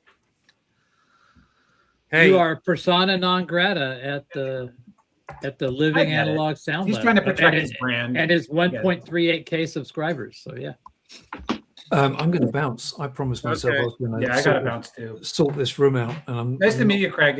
And thanks for Likewise. looking into those chats. I think that's what we need more of. I mean, it's not Okay. definite. It's just a hunch. At the end of the day, everyone's doing it. But I'm just kind of like, Yeah, Even the name Wyatt Foley seems like it's made up. You know? it just kind of influences on whether I want to engage or not. And I've said my piece and that's it. well, I always appreciate you coming up. Question for Patrick. Thank you, Chad. Isn't Wyatt Foley the Chad. name of Chad, Chris, whatever you know. Oh, hey, Alex Dickey, go to the comment. I Right. left a support See ya. comment. I just did a support comment for Alex Dickey there, guys. Go like it. Thank you, Craig. Hey, Patrick, isn't Wyatt Foley the name of the character about the guy who lives down near the river on SNL? No, it's oh shit, it's Craig. Oh, what the fuck? There's I a great- know. It's There's Matt. a great blues Matt guitarist. Foley. Yeah. Stu Foley is a great blues guitarist out of Austin. Has she been in your room as a preteen? Suit. You make it sound so creepy. That woman was 20. That woman was Mine 20. is. That woman's 24 years old, and she had 3 other people with her. She wasn't alone. Yes, Mazzy doesn't kidnap people that we know of. The label offered her a performance. So the label was pimping her out. Is that what you just said? She was in Seattle. She's doing a Vancouver down to the coastal. She's from Nashville. Tour. She did a live show in store the night before at Easy Street. And the guy said, I was going to tell you about, I didn't know about it. She says, I forgot, and he felt really bad. It's that Tompkins Square out of San Francisco does a lot of reissue and blues and jazz and stuff and new records too. And so he goes, they're still here. They're flying out tonight. you want them to come and perform. I know it sounds creepy, but she came over and it was great. It was great. It was fun. So that could be something. Design the audiophile VC van by the river. So if you were if you had to live in a van by the river, what kind of audio system could you create in that van? To like Jim is a totally white out. guy in a white panel van is not a cool thing. I'll tell you this: there'll be no digital steps in my van now. Exactly. Yes. Yeah. Hey, if Fremer's there commenting, I got to think he's told Fremer about it. I mean, Chad. Is Vienna over, or is it still going on, the audio show? Well, it's Tuesday, so I'm guessing it was over on Sunday. Okay, I don't know if it continues in. I don't know audio shows that go a week, right? They're usually probably not. But that's a big. Isn't that one of the biggest? So I see Rob's comment. I don't see Alex's. So. Well, I'm here to help. Rob, help what? Help out, Sticky. Huh? Oh, okay. Didn't you and Alex have a thing once where you were like not yelling at him? I mean, as far as I'm concerned, I was just giving him shit. Okay. Like this guy. Can you call Richard Moore? Alex Dickey's a great guy, and it took me a while to understand his humor, his shtick, shtick, because he's easily someone you can really go after in terms of he riles up drama that isn't really there. So he, in a way, does exactly what he's like another Rachel. He's another Rachel, is what he is. So, or Hawaiian guy, or Robin Massey. Robin. Hey, Rich, you're a moron. Okay, now go to sleep. My turn. No, he does not have a YouTube channel. I do, and I have subscribers. Trying to get to 200. Do you have any content, Jim? Yeah. No. I'm trying to get to 200 subscribers. You know what? Oh no, no, you don't. You know what Jim's content is? Rearranging his room and shooting a video about it. Now we're trying to build up Vinyl Con Los Angeles, August 22nd weekend, 21st weekend. I'm going. Are we going to sell there? Or get us a table, Jim? I'm not going to sell, but the point of sell. Well, I'm not really going to sell, but I want to get a table so we can go there early and buy off the dealers before the show starts. That's the point. Wow, did you just blow our strategy in front of everyone here on Jim? I know you were very kind to get me a pass last time. Can you send I'm me an open book with this stuff. I don't want to. These are my people. I want them to know the contact information. I can just do it myself and see about getting like a YouTube celebrity pass. No. Okay. Because I'm staying with Chris, so I'd like to do me plus one. Unless you want to do me plus one, I don't know if you can do that. But. No, that would be good. I'd have a problem with Chris coming as Massey's plus one, considering that he had a barbecue and invited everybody but me and Jim. No, he didn't invite anyone specifically. I asked you guys. We were at dinner, and I mentioned it. I didn't hear any mention of it. Did you, Jim? Nope. But I didn't go to it either. Yeah, so I didn't go to his. Well, I'd like the option to at least say no. So yeah. I doubt this very seriously. You would not fly to LA. Although it would be worth it to me. We could go digging together, and I could help you on your quest. We should have like a drink meetup at Permanence Bar there. It's right there. It's so easy. That was great. Yeah, that was great. Let's go into the bar after whatever evening or whatever after school. Don't try to micromanage our experience, Mazzy. No, I'm just saying we should. It was fun sitting out there. Hey, it was fun. And if you're walking with Mazzy, you're supposed to stay 2 steps behind him. Exactly. Yeah. Don't block the light. It's like But you have to open the door for him. And if you see some Mac Davis records on the side of the wall, don't touch them or take them. So Mine. That was funny. I put those 2 records there for hours. Nobody took them. It's like nobody wanted those fucking Mac Davis records.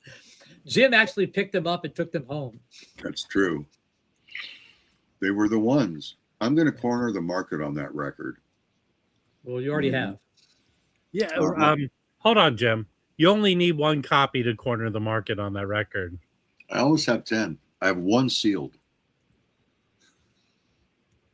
So Hey, this is a way to stall the live stream. Talk about Mac Davis records. This is the epitome of a break. Oh, I didn't brag about the turntable I got rolling again. Holy shit! I'm not You going got to rid. You got rid of the Mitchell one. I'm not No, going to no. Den Bosch. I'm not going to Chad Fest. I'm not going to VinylCon New York. I'm just going to LA. That's my only. That's all. That's all you need. I mean, it's like you got the VinylCon. I You've got just don't 200 want to stores put out around that you. outlay right now. You know, I want to be more focused. But you know, if someone wants to sponsor me at any of these places, I would. How heavy is accept that? Is that motor drive? a full Motor sponsor? drive's about 15 pounds. The table's about 60, 50. Really? 'Cause Without- my single without the ladder. my single motor flywheel is probably like 40 pounds. Yeah. This is a Galabier or something like that. Galabier Designs. That's a hey, Was it suspended turntable? Like the air? no. No. It's- I mean like the magnetic bearing that has it float a little bit. Is that? Yes, What- yes, yeah. yes. Yeah, Probably. okay. Yeah. Hey, Jim, the one rare comment directed towards you has just happened. What decor Yes. amp did I got? I got the new my new amp is the Sarah 300B tube amp.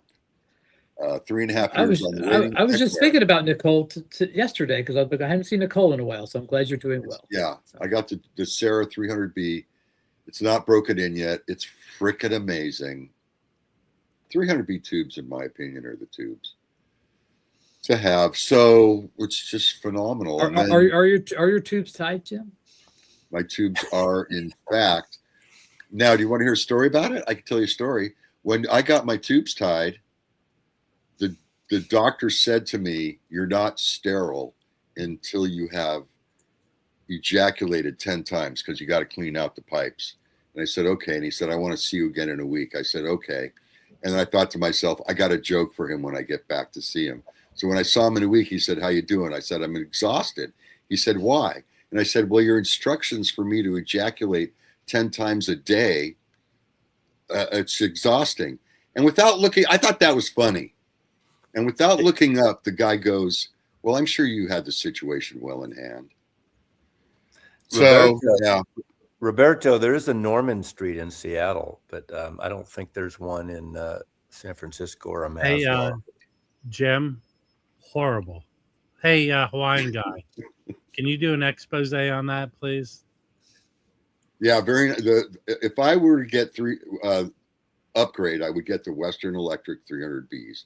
I'm using the Deckware nice, inexpensive proletariat 300Bs, but I'll wind up with a pair of Western Electric someday. And I hear the PS Vane are good.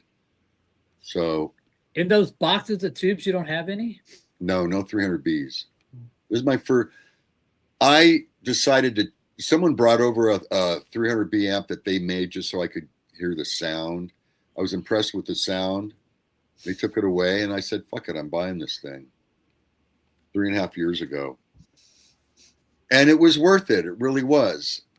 It took totally 3.5 years to get that thing. Yeah, I was on the waiting list Jesus for Christ. 3.5 years. The price went up $1,000 since I. Did you lock in on a price when you did Yes, it or no? yeah, I locked in on a price. They were very nice. I've asked about 4 stupid questions, and they're very nice. You know. Only 4? Well, No. I try to keep it down. He has more than 4 stupid questions. Yeah, I'm well aware. But yeah, it's a great amp. Well, I can't believe it even works with the Harbeths. Harbeths are like 85 dB efficient. They should not work with a 7-watt amp, and they do. And so does the Legacies, and so obviously the Zoos at 95 dB efficient. They work really well. So if anybody knows any good record stores in the Richmond, Williamsburg area, let me know. Where's that, Virginia? Yeah, Yes. Virginia. Yes. As far as I remember, in Richmond, there's like 4 or 5 record stores. You can see all the. I like Richmond, but I didn't go with record stores at that time. But I went for work, and you can see all the Civil War battlefields and all I went these markers. I went to college in Richmond. Yeah, there you go. There's a big V- ad agency there. VCU. I used to work with Martin Agency there, so a Yeah, lot of. that's That's the big This- advertising agency. Yeah. The No kidding. the sail fest will be happening. So it'll be tall ships and stuff. So it'll be I cool. think they're the ones who coined the Virginias for lovers. And they're the ones that did all the not the Progressive insurance. What's the ones where they had? Is it Progressive? Maybe it's Progressive. All the Progressive insurance has. I don't think they do that. It's universal. I don't think they do that. I did get okay. I haven't listened to it yet. Anyone listen Last to this night, yet? Fluffy. I have two Humming Guru, whatever the spin clean knockoffs are for those. And Humming Guru spin clean knockoff number 1 is a solution that has a quat in it, an enzyme. Then I rinse that off. Then we go into the other Humming Guru knockoff, and that has like 5% vinegar, 2 drops of Liquinox, and distilled water. Then after that it gets rinsed off, and then it goes into the Humming Guru Nova Ultrasonic with two drops of like Tergitol, that 1 drop of Tergitol. Then that runs, and then it dries, and then so that's the upstairs technique. I'm not going to go into the downstairs technique, but yeah. So you get the picture. I'm almost finished with my testing of that M2 flattener by not Whitechapel. I forgot what it's called. It's I think a $699. But my friend Chris, who was saying, I'm glad you mentioned it on Rob's stream because I've been wanting to buy one. There's one that's about $1,000, but apparently he signed up, and right now you can get it for $599. I'm not trying to oversell it but it's amazing. I would never buy a flattener on my own, and they sent it to me to test out. And so far, I've done mostly records from Joey and Kimbo. Joey said half the records in that Miles Davis Plug Nickel box set were kind of sketchy. So I've been flattening those, and I gave him 5 of them back. I don't know if he played them yet. But it's amazing how simple, and it just takes 4 hours is the cycle.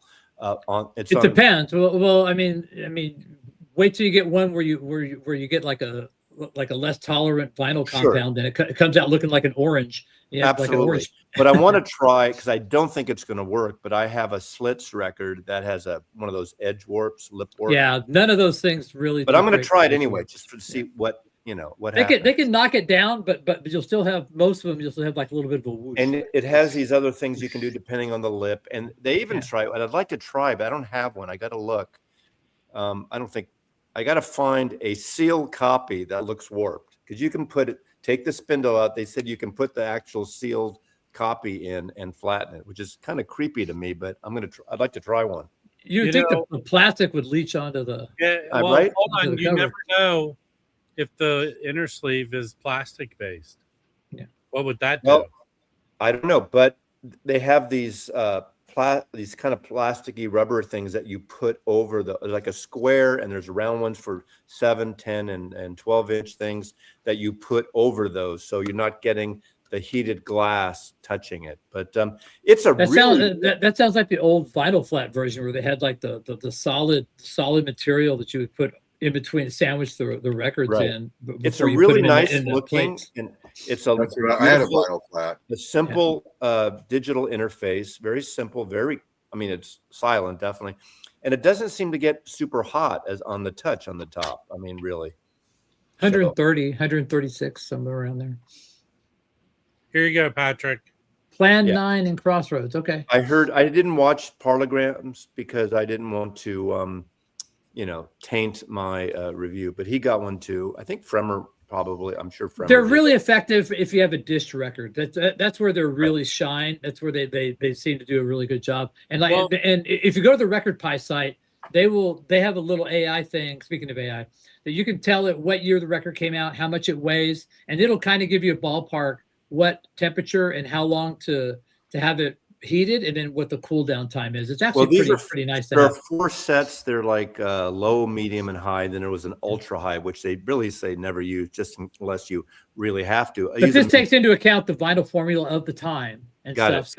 This is a 4-hour cycle. It's a good guide. Yeah. For the medium, it's a 4-hour cycle. It's like 2 hours heating and flattening, 2 hours cooling down. And I think it's like, for me, I would never buy one, but I would if, like up here, Kimbo and Joey and Harry, and we all went in on it and shared it once in a while. I don't get very many warped records. That's So- what Rob did. Jim bought one and gave it to Rob to use. So I mean, that's Did pretty you much buy what it or did you get it? No, as a- well, he traded it. I think he traded it. that's a $2,500 Yeah. thing. Can you please stop reminding Jim that I have the flattener? Okay, so you no longer have the flattener. I have the flattener. I'll tell you this. So again, for me, this flattener that Patrick also has, you can manipulate it settings wise. And it takes a while to learn. But I have been able to make lip warps more playable. Yeah. As far as not skipping or whooshing. So I have done that. But you really only can do 2 in a day, maybe 3 if you're. But if I get a record that is slightly warped, I put it in there to get it flat. Now, you can do 2 at a time in that machine. Yeah, yeah. I was sent this Vinyl File Cranberries. I don't have this on vinyl. I only have C. I've never owned this on vinyl, so I won't be able to. I have the compare it. original. I have the original of that. So It was just a UK press, right? Probably. and it didn't even have a legit cover. It was almost like a black cover. Is it any good? Yeah, it's great. Okay. I haven't heard it. It's a well-recorded album. Yeah, But it's like I a haven't heard it. $200 record now. So that the Yeah, original. well, this is a good example of something that deserves to be reissued. Then, Nice. it's a good record. I like the record. I haven't listened to it in a while. Of course, Linger was a hit. Linger's the big hit. Yeah, you know? Irish Yeah. group. I have the CD, so I'm going to listen to this today probably. Hey, The only Leland, other vinyl file I have sounds great. So I mean, they've actually Which one do you doing have? a good job. I have the My hard next Dreamboat record Annie. collector news is going to be a fucking. I'm sorry, Patrick. Jim interrupted you while you were speaking. That's Sorry, okay. Dreamboat No, Annie. Oh, that is good. It is good. My next think- record collector is going to have someone on the cover for the first time ever Me? that isn't even eligible for Social Security. So What? I'm happy about that. Who is Fluffy. it? Am I going to be in the contributor section this time? There's only going to be one. The contributor section is going to be a big white space with one word, and it's unfortunately it's a 3-letter word. Oh Um, man, you better not, because I'll take care I of don't. you. I haven't listened to every record, but I don't think the flattener has affected the grooves or the sound at all. That I We don't find that it burns the grooves or affects it either, do we? I never liked. I used No. to have the periphery ring for my VPI, the big ass fucking metal ring that went on it. I never liked it. I thought I didn't like the sound of it, any of it. So I got rid of it ASAP. So, and now I don't even have the VPI in my chain anymore. So Hey, Oh yeah, you've got the I've got the Technics 1300s. yeah. hey I have guys, 2 of them now. Leland had a question. I did watch. You know what wasn't horrible? Is the guy from Ted Lasso movie with Jennifer Lopez. That was not a bad movie. I watched it. on Netflix. You know, there's some funny bits in it. I'm not a huge Jennifer Lopez.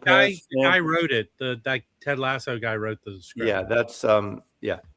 He's It was good. better. It's a better than average rom-com.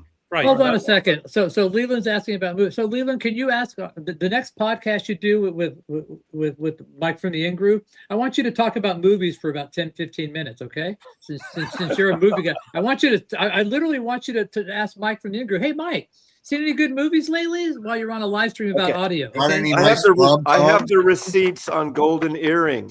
It's from a digital file. The word on the street is the Spielberg movie is good. That's what I'm hearing. Also, there is a digital step in RCN. There you have it. Oh no. Oh no, it's great actually, and we're seeing. Anybody have HBO Max? I have HBO Max. The Earth, Wind, and Fire documentary. Oh, that's good. It started this weekend, and it's again Is it Questlove. two parts. Questlove. No, it's one off. Long I mean, Beach, right? it definitely centers around the life of Maurice White, and the kind of the bullshit in the 80s. Did they cover the Phil Collins when they were like? Yes, and Okay. Phil, yeah, it shows. In fact, I didn't realize that was the guitar guy that had a bigger hit. Maurice White's solo record pretty much bombed, but that guy had a hit with Phil Collins, and you see him in it. Philip Bailey. Philip Bailey. Yes, yeah. It's a good documentary. Well, And his album did not flop. It was produced by Phil Collins. no, that's not. No. Philip Bailey's did Yeah, flop. not Maurice White. Maurice no. White's Maurice flop. White's solo, the lead, the main guy, the guy. Yeah, that but started he wrote all the music for the group, right? No. For the Earth, Wind, and Fire, most of it. Not, Yeah. no, Leland, not all of it. I expect a movie quote on. He on brought your in. They podcast. even have interviews with David Foster. They have, and someone's going to say, why do they have them? But they have the Obamas, and they talk about that a little bit. And they show a clip when, and I didn't realize, or I forgot this, when Obama was elected president. The first big dinner they had Earth, Wind, and Fire perform because they wanted it to be funky and loose and represent of their culture. And Obama was definitely the coolest president we've ever had. Yeah. So it was great musically. I mean, I can't see someone else talk about any fucking musician in terms of the musicality and the soul of the music. I'm a sucker for almost any music documentary. It's good. I watch all this.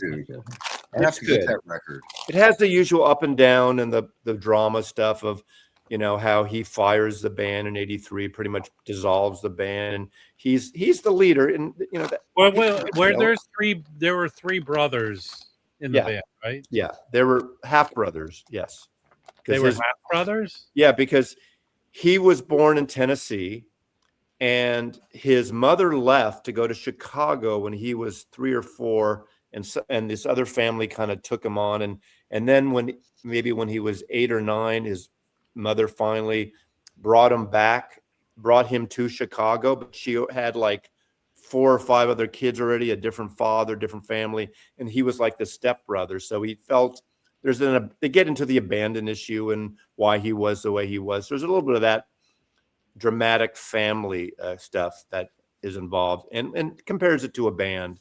But they didn't have David Foster. I forgot that David Foster was kind of a member of Earth, Wind, and Fire for a while. After the Love Is Gone was written by your Champlain, right? Bill Champlin? Yeah. And David Foster. This is a Champlin. Not my Bill Champlin, but yeah. Did Bill Champlin ever perform in your record room with? No. I do like the Sons of Champlin though, or the first album especially. Are they from the San Francisco?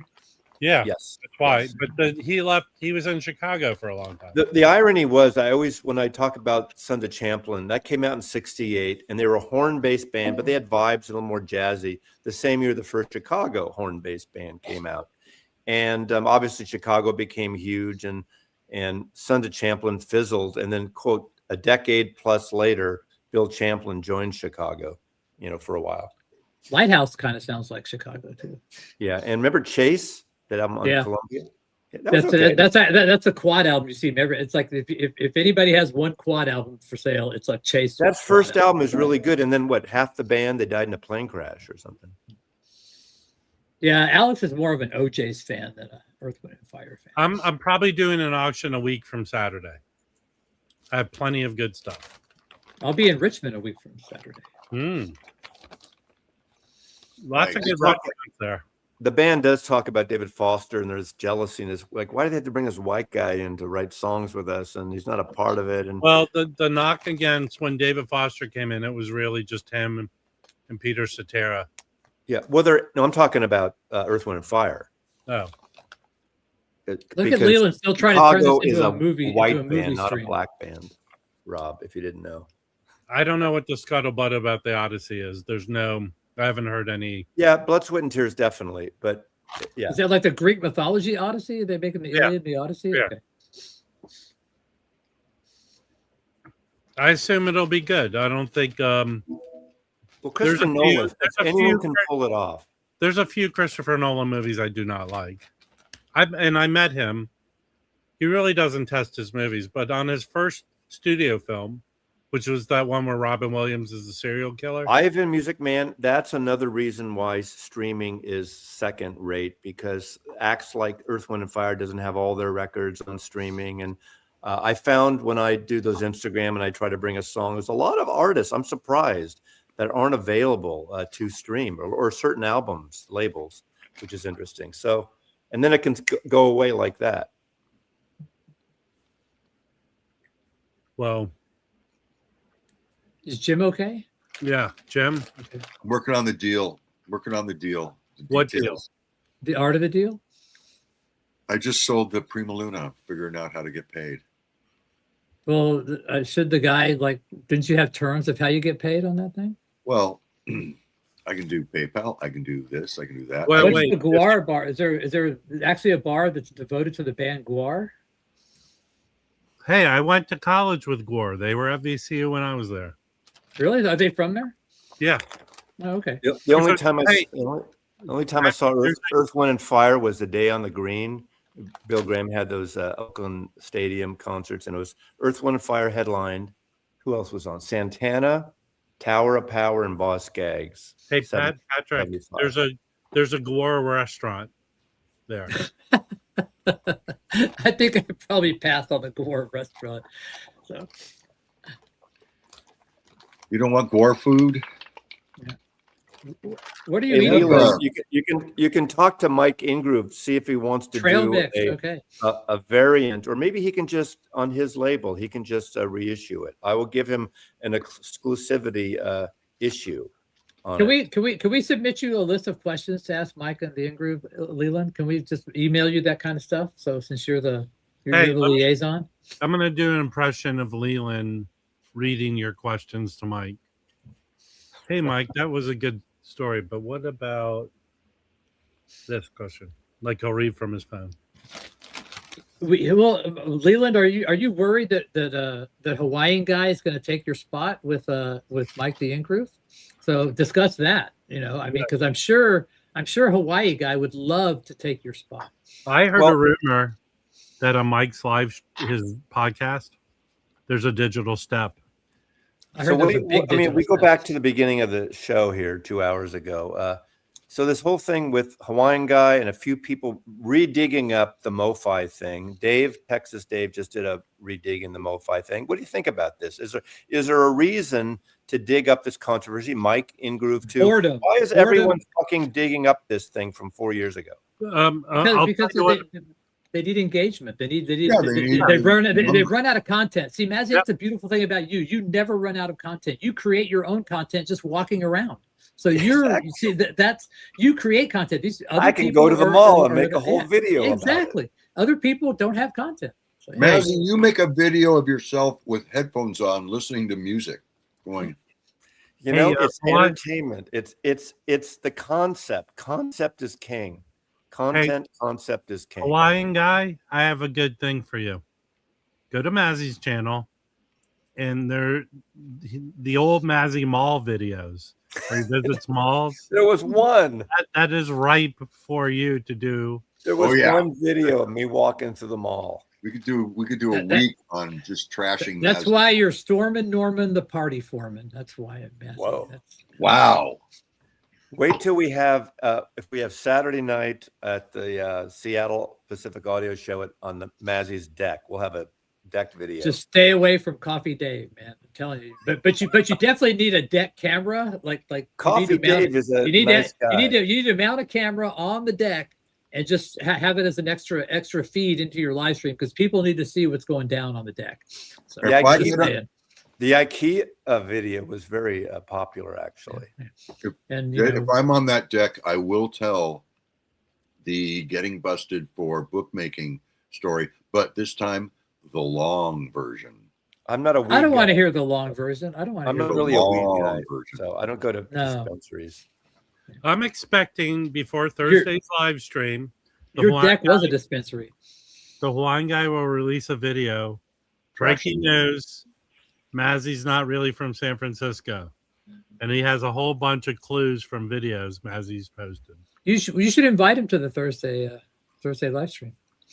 Hey, Hawaiian guy, if you want to come up and defend yourself, yeah. I mean, I'm not completely against Hawaiian guy. There's certain aspects of what he's saying that I can jive with, So just don't fill in the blanks and make up shit. Just because it's not there, it doesn't mean it's a dramatic bullshit thing. I don't know if it's me. Probably is me. I don't know if it's me. So is you, Rob. But honestly, I don't think anything the Hawaiian guy is putting out there Okay. It's stuff people don't know. All right. So me and the Hawaiian guy were walking down the street the other day. No, you weren't. And we came across a sheep with its head. Just let's see how long before he discovers he's muted. We're not laughing at your joke, Jim. We're laughing because you're muted. So I'm never one to miss an opportunity, right? This sheep's got its head stuck. Jesus Whiz. I know. That's what I meant, Roberto. Texas Dave has a bunch of news flashes on MoFi relitigation now. Like, yeah, you know what it is? It's not just Dave. It's like Dave and Michael. Hold on. It is just Dave. No, it's not. It is. Because he's responding to Esposito what does he and respond? Michael Fremer. It's not a response. It is putting out a video to get views. That's what it is. Of course.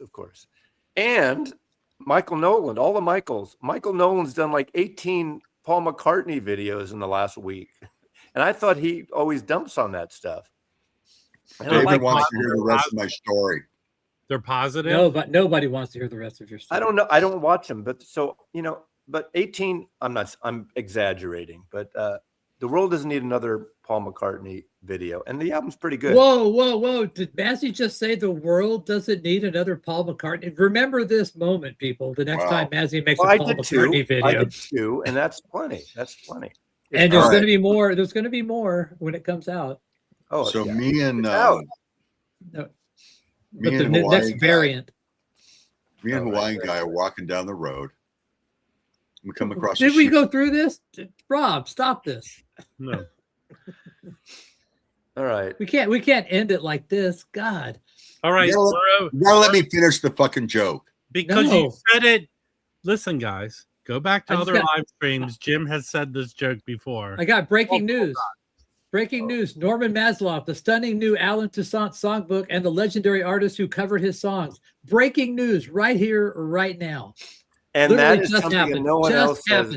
no one else has commented on or showcased Alan Toussaint. All right, I'm just going to say this. Just came out. Yes. He sticks his head in the fence. There you go. Nobody cares. Hey, listen, Hawaiian guy. I think there's a correlation between fucking a sheep and Jim rearranging his audio setup. All right. We're gonna go. No, Melinda. Wait, Melinda. I think it's great. I think it's great, but you didn't do 10 videos on it. I can't believe I told that joke in front of Melinda. I apologize. People want to know. Wait, no. People want to know Melinda's view on it, but Melinda hasn't done 10 videos on it. Well, hold on. Can everyone, if you haven't, wish Melinda a belated happy birthday? Happy birthday, Melinda! On your birthday cake. Your birthday. You say it's your birthday. Melinda will get a lot of people watching that because they want to know her take on that album, which is great. I take that horrible joke back. God damn. I want to take by somebody who doesn't like Paul McCartney. And Melinda, I feel the Hawaiian guy might come after you, so protect yourself. Hey, Melinda, if timing is important to you, now's the time to drop your MoFi video from your trip to Sebastopol. Whoa! Wow! Yeah, you can re-release it. She never released the video. Remember? Oh, really? Why not? I don't know if she actually made a video, but she talked about she was going, and then she talked a little bit about it, but never did it. So yeah. All right, everyone, have a great day. Take care. Bye. Bye.